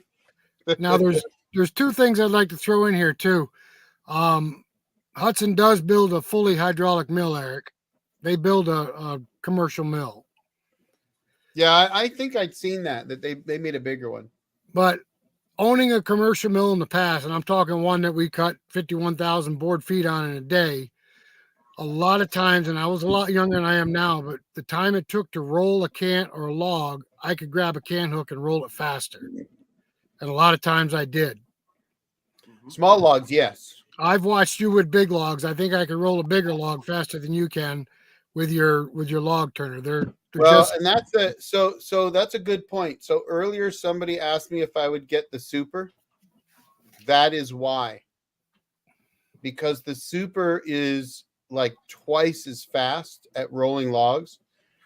And yeah, the thing is, if you're rolling, like the advantage, and look, John's right. The advantage we have is in the big logs, though, right? Like I can put a 21-foot, 20-inch diameter Doug fir on my mill, and I don't have to touch it. The mill's going to roll it. It's going to lift either end toe board wise if I need. It's going to clamp it. It's going to mill the top, and my customers are going to pull the lumber off. So that is where the advantage is. Small logs are harder, but big logs, could you roll them faster? Yeah, but my back's going to hurt less at the end of the day than yours. well, I'm talking Right. about I was a lot younger when I did that, but Right. my commercial mill had a log roller, but it used to aggravate me because it took so much time. I could literally take a can hook and roll that log faster. Yeah, you Right. could. Although you wouldn't be able to do it with Logzilla. No, probably not. It Right. took 2 guys hanging off Logzilla on my 48-inch That's what can it's hook. got me for, Eric. That's why it's got and me. then my hydraulics rolling it. But that was like a 32 or 3-inch, 17-foot Ponderosa dripping wet with pine sap. So, And I mean, you could probably roll your big logs faster than I could. You could probably do it for a week. Could you do it next week? right. You know what I mean? Sure. All week long. Eventually, the body breaks down. I'm just saying that. I don't know how old you guys are, but at 55, the body starts breaking down, and I need that log turner for them big ones. So But the little ones, I'm gonna reveal something here. This is an exclusive. So anybody that watches my channel knows that I talk about my back. I have 9 diffused discs in my back. Not 1, 9. So yeah, as you get older, things get tough. That's all I'm going to say. That's an exclusive inside info right there. there's Dan Atkins with the question: do any of you work out deals with tree trimmers? Too many nails. I have a friend that does. I don't. But yes, I think Rick's right. Nails are hard. Around here, it's not even that. I'd take the nails. I'll cut through a nail and trash the blade. But the tree trimmer, once his log's cut so that his bobcat can pick it up and put it in a trailer and haul it to the dump. You know what I mean? If he has to put your trees on a trailer and then haul those trees to you, that's extra work and extra money for him. You know what I mean? And they just don't want to deal with it. Not a single tree trimmer wants to deal with me around here. It's just an extra hour's work, for them. And Hey, Tim, can you back that one back up for a second? Sure. Yeah, right Sure. there. So I'm going to throw this out. I'm going to try to not talk so much because I just noticed we've probably got like 20 questions backed up. So I'm gonna answer this one real quick because I'm different.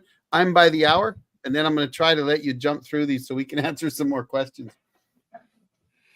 We charge by the board foot because we sell the boards. I charge per board, and that depends on what the board is. and I charge by the hour if I'm portable. And if you bring me a log, I'll cut it for you by the board foot on my own time.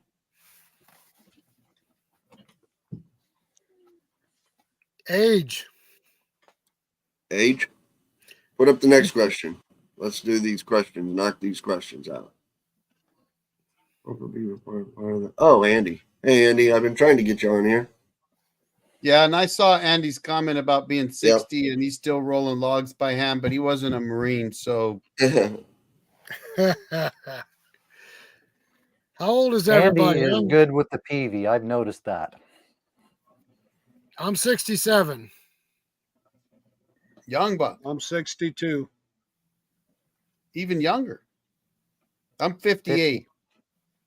Even younger yet. Mike, you're 50? Yeah. Young guy.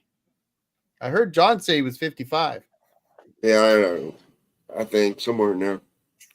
54, 55, 56. I mean, it doesn't really matter anymore. There's no discount till 65, right? I'm just clicking on these guys as I'm Yep, going through yep. them. Yep. Yeah, that was the comment about it. Yeah, it was still $8,000 in a day, but it was a week's work. Well, I'm gonna It was let still 8,000 in a week. stationary guys. I'm gonna let you stationary guys answer that one. The one before Tim. Right there. I don't have a good answer for the Sawmill Foundation because mine's falling apart. Don't listen to anything I say about Sawmill Foundation. Well, we have a frost line here, so I put pillars down 4 feet, concrete pillars. Mine set up on the concrete pillars. Tim's mill, we actually mounted it on I-beam and then mounted them in concrete. That's awesome. That's What the are way to you go, on? I think. What are you on, John? I'm on wheels. LT35 on wheels. Oh, but you don't have concrete under it? Nope, it's on dirt. Yeah, me too. But I know a lot of guys think concrete's the way to go. The Woodmiser LT35 doesn't care if it's level. It doesn't care if it's square. You know that. Yep. So it's on dirt. LT40. But if I do set it, I am gonna have to do a, in the dirt, 4 foot in the dirt type of deal with a push mill that I've got. And then I'll probably put some hedge or white oak, across the top of it. Spruce, it would take me more than a week to cut down and log out 15 pines, but then I don't do it every day and I'm a busted up old jarhead. But Mike might be able to do it faster. In fact, you know what? I think if Mike can do 15 logs in one day, he should come up to my place and prove it. Doesn't take a week to cut down. I could probably do 15 in one day if they aren't too big. If you're a professional logger, yeah, you could pull out 15 pines in a day and a lot more. But I'm not a professional logger. I don't have a skidder. It depends on the size of the pines too.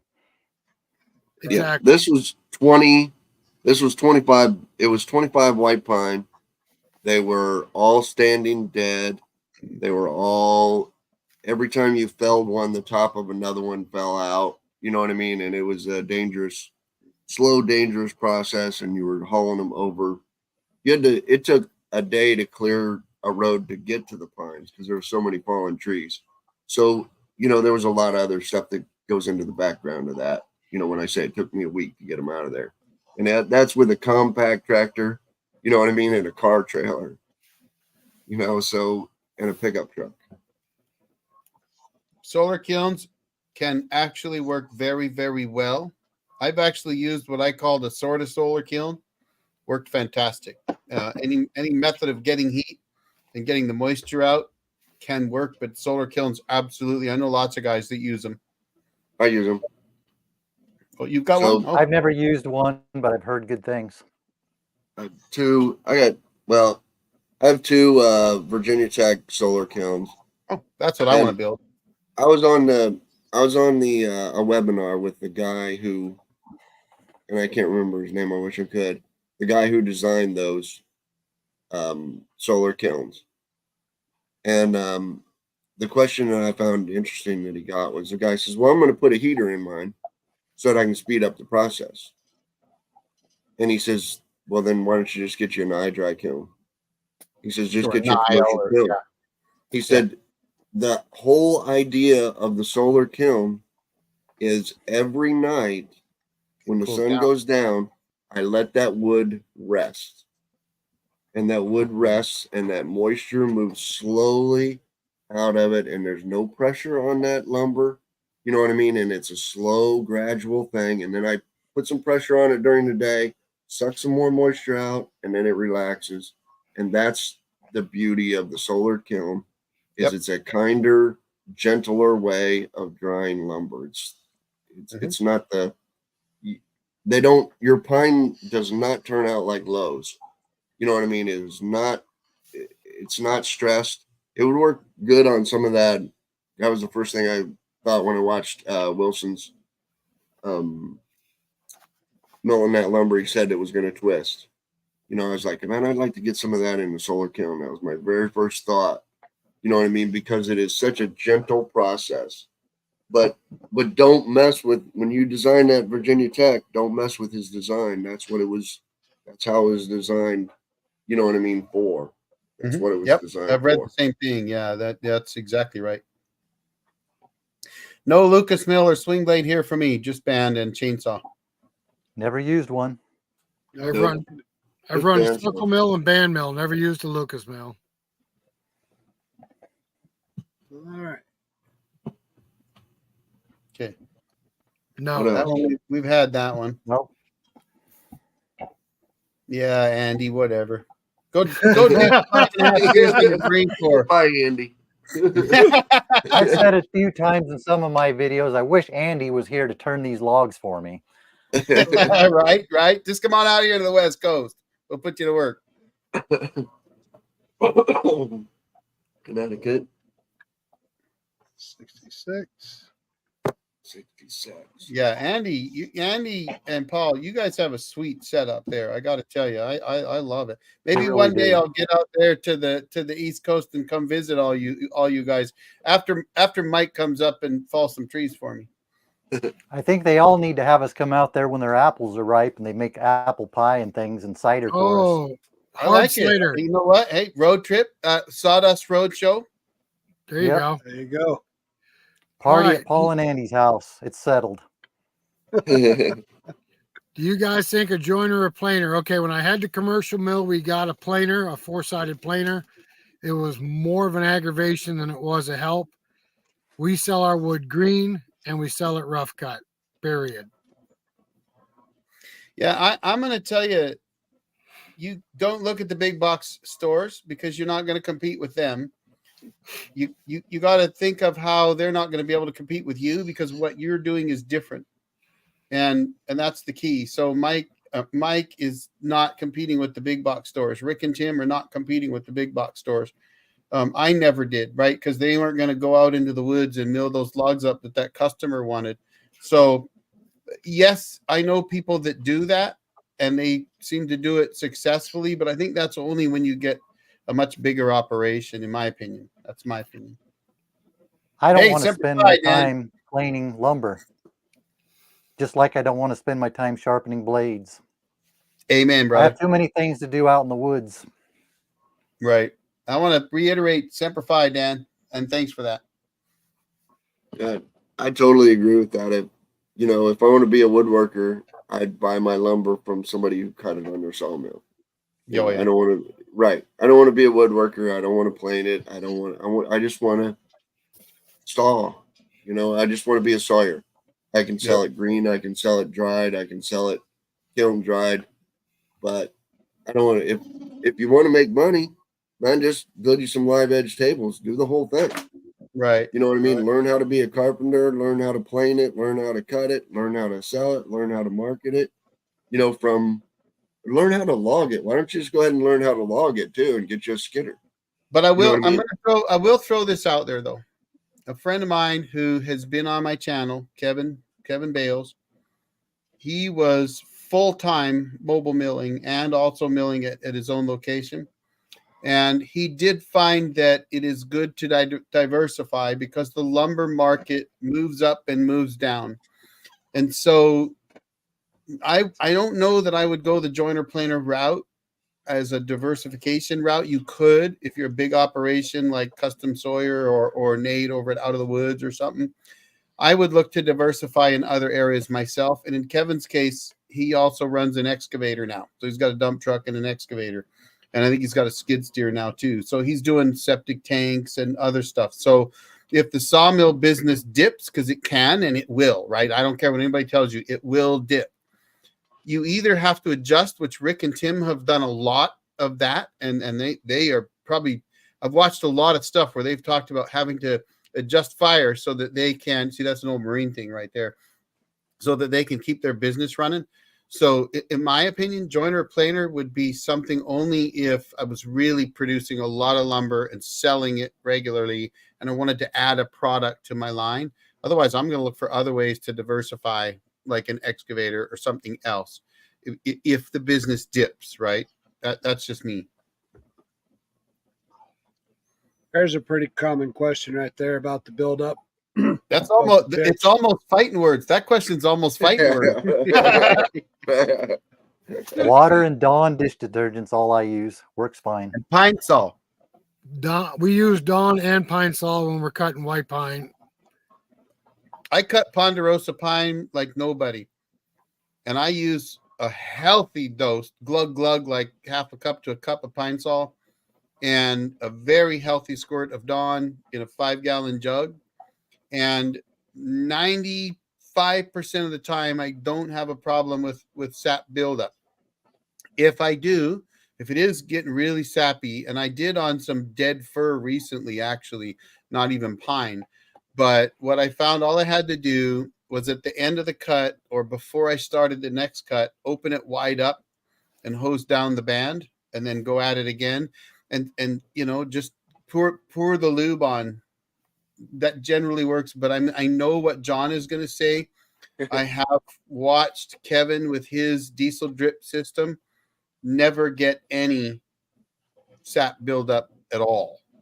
So diesel does work. I'm not a fan of it myself, but I've often contemplated doing what some do, which is keep a little squirt jug around with some diesel in it for those times that my setup doesn't work. And by the way, John has a video out there. I'm going to throw this one out for you, John, where he actually proved that the diesel drip was cheaper than water. I gotta interject in here though, Eric. I've been a diesel technician for a long time. And one of the things I've seen destroy engine belts is oil or diesel leaking on the belt. Yeah, I don't do it myself. I know the diesel drips is very, very little diesel, but I got to think over time it's going to swell that rubber. That's just my opinion. I think so too. I don't disagree with you, but I have seen it work in person, and it absolutely gets the pine sap off. But honestly, I've been milling since 2011 with a bandsaw mill, and 90% of what I cut is softwood, and of that softwood, 75% of that is pine, and I use Dawn, pine saw, and water. So do we. Yeah. So Looks like a challenge there, Mike. I can show Mike how to. When Mike comes up, I will show him how to cut a non-Humboldt, and I'll even do it crappy wise. So I can show him how to do it crappily too. Well, Those guys like giving me a hard time about my upside down notches, they call it. That's called you know somebody's a real West Coast faller when they actually know how to fell a tree. Now, Mike, I'm going to tell you, Mike, I tried to do the Humboldt. Tim was filming it. I turned around, screamed at him, shut the damn camera off. I missed both joints. I didn't even get close. I can do it. That would have made good video. I don't even know how you get in the configuration to make that offcut. I really don't. Wait, but Mike is right, Tim, Rick. Mike is right. You should have done that video because it would have made for a good video. We did do it. Oh, did you? Oh, I missed it. Yeah, it's on one of the birches we did. No, I edited it out. I didn't let you see Oh, it. did you? It was miserable. That might have been the video that would have made your channel go viral. Yeah, Could have over been. the top. Yeah, Over good the luck East on top. Coast that, right? guy tries upside down Humboldt West Coast undercut. I don't even know how you get in position to do that cut. It's I I can't can't make bend it. like that. I can't make it meet. You know, I don't have enough time to practice that cut. I am in total agreement that that is a better way to fell trees. And the West Coast, you guys win. I agree. That's how they should be falling. But man, I don't have the time to practice that. Making that saw meet that when I go up, I just can't do it. Mike did a Just- good video on how to do it, and I I'm- actually could do it on small logs, but once I get into a big one, I screw it Yep. up. I can't do it. My dad taught me how to do that when I was 14, and I just don't know any better. Right. And I agree. And if I would have been taught it, I was taught the other way at 14, and that's the way I've been doing it, and that's the way I'll continue to do it. I don't have time to learn a new cut. It's just that simple. Chainsaws when cutting pine. Hey, Brian Horn's on there. How you doing, Brian? We'll clear the chain from the come up. Return to the pine, and it's like butter. Well, I don't have a problem with my chainsaw chains getting gummed up on pine. I fall and buck pine all the time. I don't have a problem with that. It's the I don't band. either. If your chainsaw And that's because you're putting up, oil on your chainsaw chain. if your chainsaw chain is getting gummed up, I'm just saying. Pine saw does work very good. You might need to use a little more of it than you think, but it does work well. Glug glug. That's my rule. I agree with you, Eric. You guys all know that I'm just keeping my mouth shut because I'm a diesel drip guy. I'm not going to argue with you, John. I said it earlier. Diesel will absolutely get rid of any sap. 100%. That the thing about the swelling of the rubber, even if I agree with that, that's $14. You know what I mean? To replace both those belts, it's $14 bucks. That's I a don't pain in think the ass. It's only a bucks. small I'll drip spend too, that. isn't it? Huh? It's only a small drip of diesel too. Is that really going to Very soak small. into your belt? It's I would one wonder though drip. if it gets into your drive belt though. But I mean, honestly, I didn't even notice That's the smell $30. or anything with Kevin's. But No, it's one drip every 2 seconds. yeah, If you but smell it, Spruce if you made a smell comment. it, One you're before, doing it Tim. wrong. Back up one, Tim. I would not do that. Just I wouldn't saying. either. No. Not enough I can see lubrication. Mike shaking his head back there. I'm thinking you're going to have to put a new pump in if you try that. Yeah, I Yeah. wouldn't do that. Don't do it.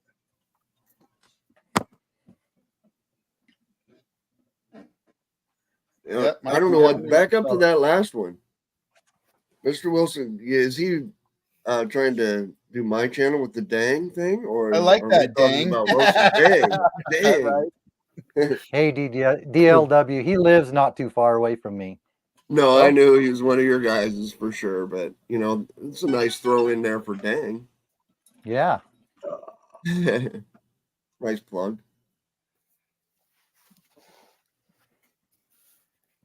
Yeah, I agree Mike, with I'm that. going to tell you I'm something not else gonna I argue. tried too, is putting the chain on without loosening the bar. That didn't work for me either. No. Yeah, you got to What have a size much bar are you looser using? chain. Oh, I got And longer. We got longer bars, but I can't do it. It takes some practice. You have to do it on the right side and take some practice. So Mr. Spruce, I'm in softwood country. Now you're in Oh, about Scotch pine pine is chain. a little different. So I'm only doing, almost everything I do is ponderosa pine or Doug fir, and so I don't have an issue. But I don't do Scotch pine, so maybe it's different. Same here, ponderosa pine and a little bit of sugar pine. We have white pine and hemlock. I don't know if we have Scotch pine or not. No. Did you see that from Andy there, John? I like the You should dang it. Yep. There's a reason why he has that it on the end. Yeah, there is. So YouTube wouldn't let me change Yes, my Mark and Billy handle. Ray. Buck and Billy Ray absolutely had dang on there, and I almost thought he said dang it, and I was Really? going to tell John that myself. So YouTube wouldn't let me change my handle to dang unless I identified myself as a he, she, it, they, we, or something else. So I said, man, you guys are, it's none of your damn business what, you know what I mean? Yep. I am. So I tried to identify as the shit, but they didn't have that one. So I just said, well, I'm an it. And then, so I identified as an it.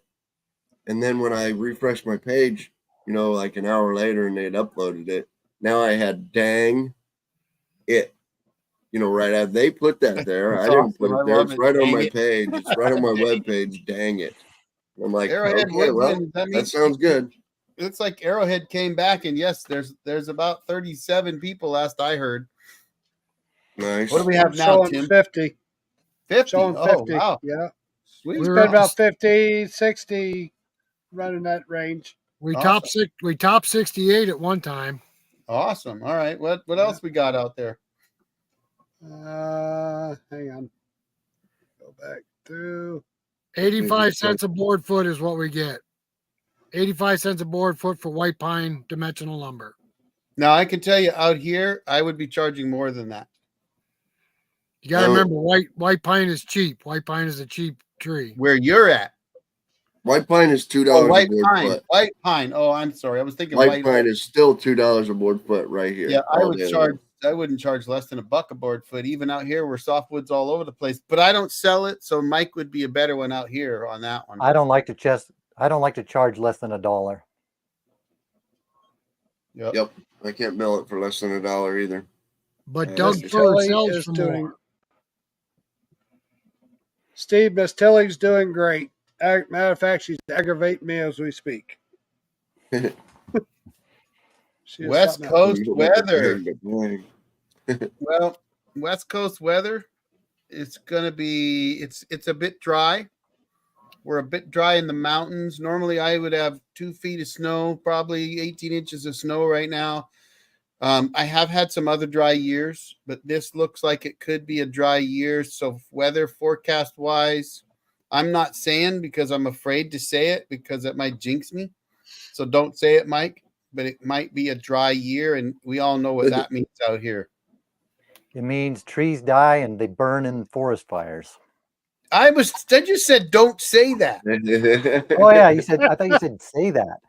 No, don't say. Knock on wood. Here down south, we're having actually a decent weather year. Oh, good. I mean, a It's decent little rain too year. dry We're almost up here. to normal now. California, having- south of us, they're above normal. We're having It's a been great a warm winter Dang. though. Dang is now trending, John. It should have said dang it. Dang it. Hey guys, we're up to 1 minute and 52 minutes. What do you think we call into this at 2 hours? A minute and 52 minutes. We're up to Wow. 1 minute 52 Hour. An Hour. and 52. So 8 minutes more. Sure, we can do 8 more minutes. So get some questions out there. Now we've rolled through them, I think. That's good. We were behind on those questions for a while there. Yeah, We were, stay yeah. busy. Did we catch up? I think I so. think so. Oh, wait a Think minute. so. There's the new one. Australian eucalyptus. I've not seen anybody mill a eucalyptus. I don't even know if there's eucalyptus in America, is there? There's I some don't in know. California they planted, but none Oh. here that I know of. Yeah, reservoirs are absolutely filling up down south. And we may have a good year up north, but my snowpack is down a little bit though. So Rookie Sawyer, East Coast, mountains, access to hardwood. Well, I'll leave that for you East Coast boys. We target wood crafters, and we have a couple of people we wholesale to that have stores down in the city, New York City. So we do pretty good that way. As far as softwood goes, we take orders. We got almost overrun last year with making fence boards for horse farms. But softwood in the where we at is tough. It's tough to keep with that market. The advice for a rookie sawyer is honestly is find out what it costs you to make a board foot of lumber. That's the hardest thing that there is, and then don't sell it for any less than that.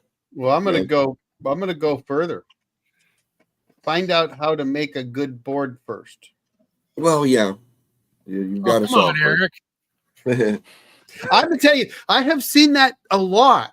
Like for those that know who I am and you have me on Facebook, you may have seen me post something about people buying mills and immediately jumping into a business. And I always encourage people to start a business.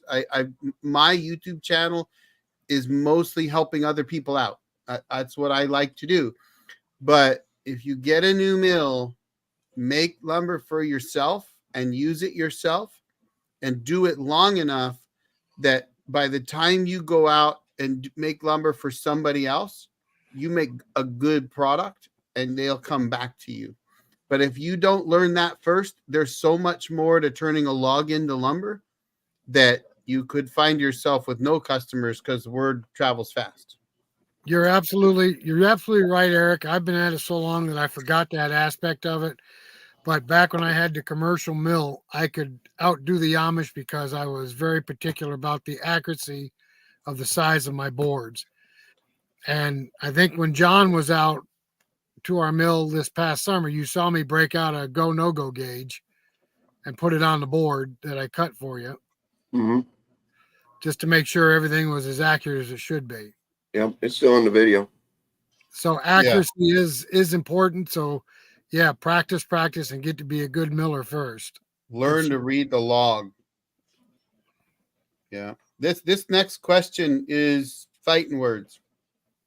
No, I'm interested in hearing this one because I want to know the same. I want to know the same thing. Okay, so on my particular mill, I can cut a flat spot, turn it up against the knees, cut another flat spot, and just keep cutting as I roll.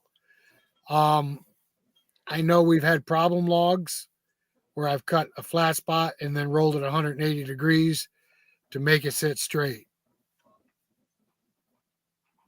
So I'm going to give you the production sawyer's answer because production sawing is different than hobby sawing or, small operation where you're only doing 100 board feet an hour or something, where how much you produce isn't that important.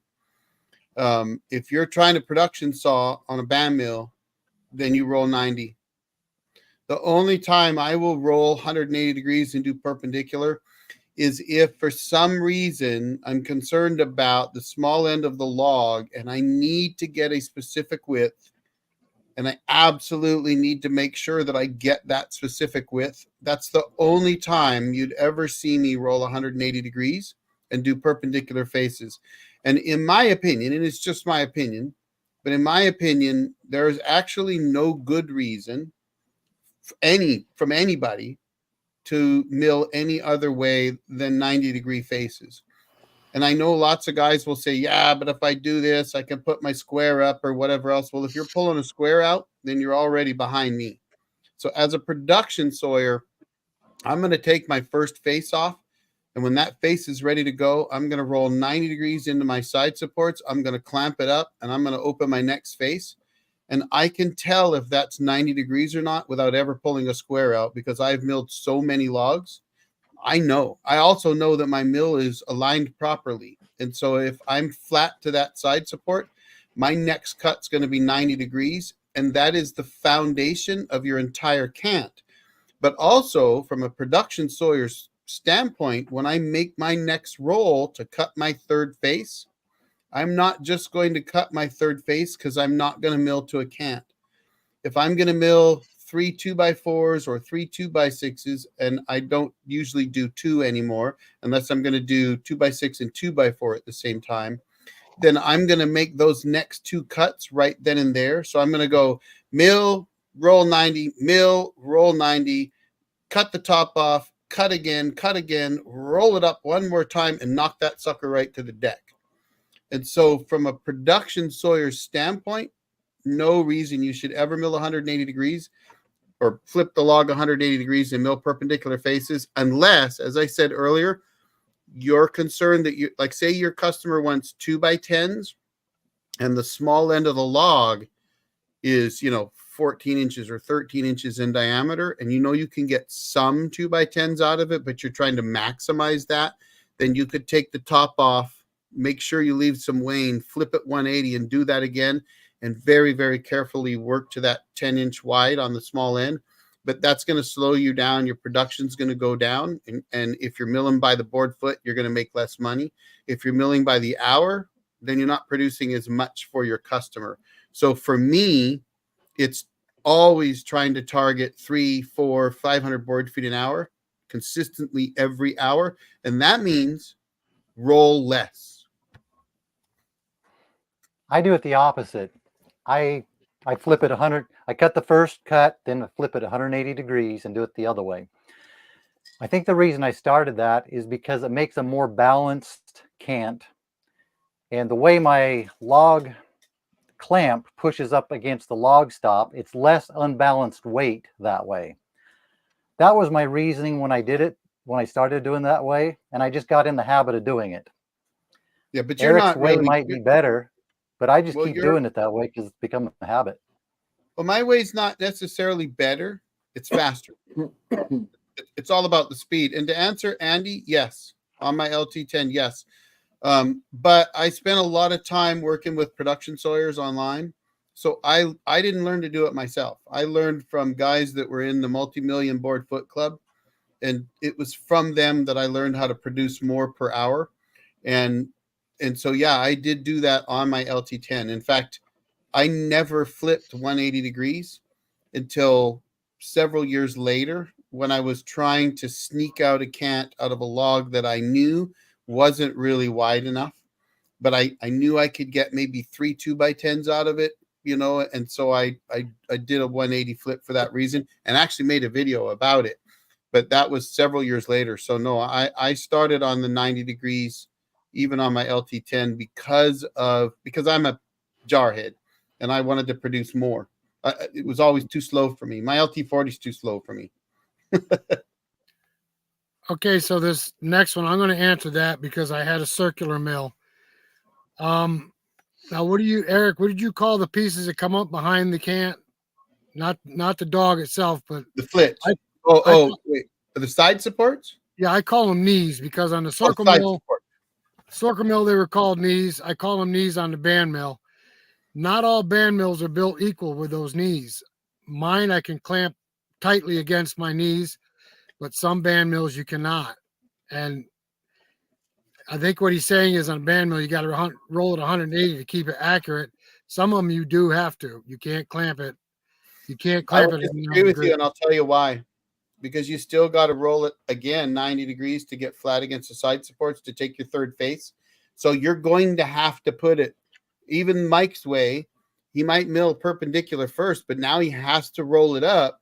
And he's right. Some of those mills, the LT10 had a notoriously bad log clamp, and that did pose challenges. I actually had a new one built styled after the LT28, and that worked a lot better.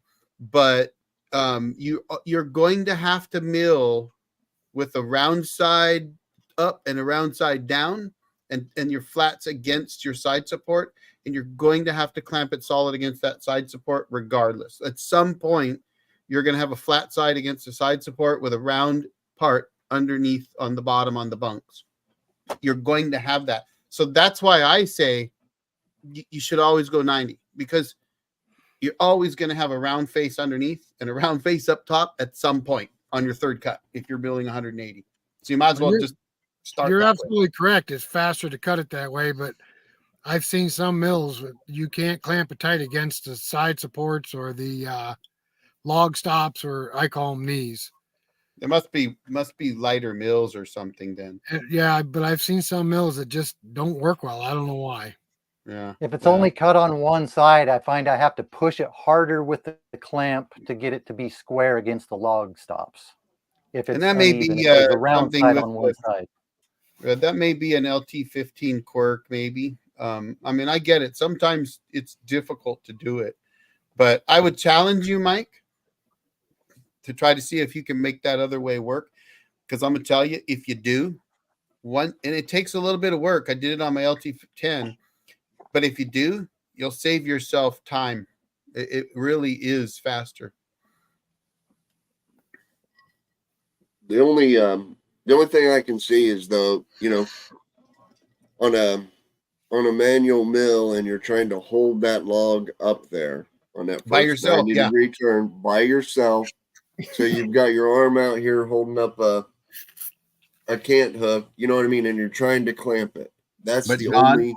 But John, you're gonna have to do that when you make your third face anyway.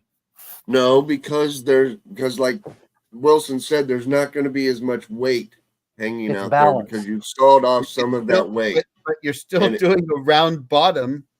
You still are, gotta- you're but gonna there's a hold- lot less weight, and now you can hold it with your hand. You know what I mean, and clamp it True. down. I a mean, bit. yeah, you're right. You 'cause have you've that got- extra rounded weight on there. True. Right. True. Very good point. When you cut both of those off, it's more balanced. Yes. Correct. Correct. I hear what you're So saying. I can And see that that does one make when you're by yourself and it's manual. I can understand that, but I'm gonna solve it for you. I'm gonna solve it for you, Mike, Andy, and the rest. Get an LT40. We'll trade you. No. Nobody's will taking tell me you up this. on that. I love it. I love my LT10. I thought that was a fantastic little mill. I think the LT15 is great. I don't like the crank thing to drive it down the thing. I'd rather have the motorized or the push. But I love my little LT15. I milled a lot of lumber on that. I've complained about why it, but Eric it has really a is a bad good back. mill. That was from the no. Actually, my back is because Five Guys tackled me because I wasn't promoted well enough in Morocco back in 1988. But I've rolled some big logs, so I've also had big beams dropped on my hands. right. When people use the excuse that rolling at night, they roll at 180 because they can't, because their log stops don't make it 90 degrees. I can't see that argument. No, Because that means they're milled out of if your alignment. log stops aren't 90 degrees, then make them 90 degrees. There's an adjustment. Right. You're only allowed a 32nd of an inch inward, actually, so that when your clamp pushes against it, Right. it sits perfectly at 90 degrees. But you can make them square, is what I'm saying. Yeah, you can. Absolutely. Oh my God. You can. And so I will make this statement. I don't run an LT15, and I do understand what Mike's saying, so I get it. That may be the better way to go on an LT15. I'm not going to dispute that. On an LT40 or an LT35, I'm just wasting time. Roller 90, Yeah. because your mill, you learn how to use that mill. Guarantee you on an LT40, LT35 type platform, roll that sucker 90 degrees. Your third face, you make your next cut or two on your cant, roll that up and knock that to the deck. That's a lot of guys. I did that video on whether or not your mill could really do what the manufacturer says it could do. A lot of guys swear up and down that their LT40s can't mill 550 board feet an hour. And I'm like, yeah, they can. I've milled over 550 on mine, so sure it can. Well, guys, what do you think about winding us down? We're over 2 hours. Yeah, I think so. I'm running out of steam. Well, Hey. but I'm just glad that we were able to go that long and keep somebody entertained and interested, you know what I mean, for that long. And We still got 55 people on here with us. right. And That's I just think it shows that, people have a lot of questions about this sawmill, and I really think we could narrow this live down to this week we're going to talk about whatever, mobile milling, and this week we're going to talk about live edge, or this week we're going to answer questions, or that, and I think a group of sawmillers could do that, do something Well, like that. I think let's there's enough interest out let there. everybody that's on here right now, 56 people, know that this is going to be a monthly thing, right, guys? Try to do it I every agree. month. I want to throw I agree. something out too. Go ahead. Don't be shy. Ask questions in the videos because I will answer every question I can answer. So I know Mike is right. Sometimes when your videos take off, it gets hard, but absolutely ask questions in the videos because even if they don't get answered right away, they will help direct other videos as well. So if you've got questions about running a sawmill, ask Tim and Rick, ask John, ask Mike, ask me. We'll do it, or we'll do lives on it. So we're happy to help you out. Yeah, everybody on here tries to answer all the questions. They even slip by us once in a while, and we got 2 guys looking at them. Got here late. I've been trying Got to here keep up late. with my more recent videos. So if Right. anybody has commented on previous videos that I didn't get to, try asking me again on a recent video, like the last one I did. The most recent one I did, I'm more likely to answer a question on that one. Whatever the True. recent one is. It does help, sure. Well, Yep. guys, it's been a good show tonight. It has Yeah. been Fun. Maybe All next right, month I'll thank get you. the powerhead to run diesel. Everybody, thank you very much for stopping by and interacting with us. We have Mike from Wilson Forest Lands. We have Eric from the old Jarhead.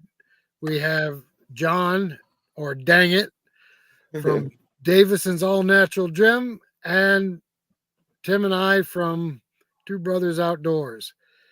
We will be back next month. We will announce it. We're going to try to get some manufacturers on here to explain their forestry equipment and stuff like that. So we're going to try to make this interesting and every month. Right on. I agree. All right, guys. Everybody have a good night. Yep. Hey, y'all, you too. thanks. Good night. See you guys. All right, guys. I think Eric left.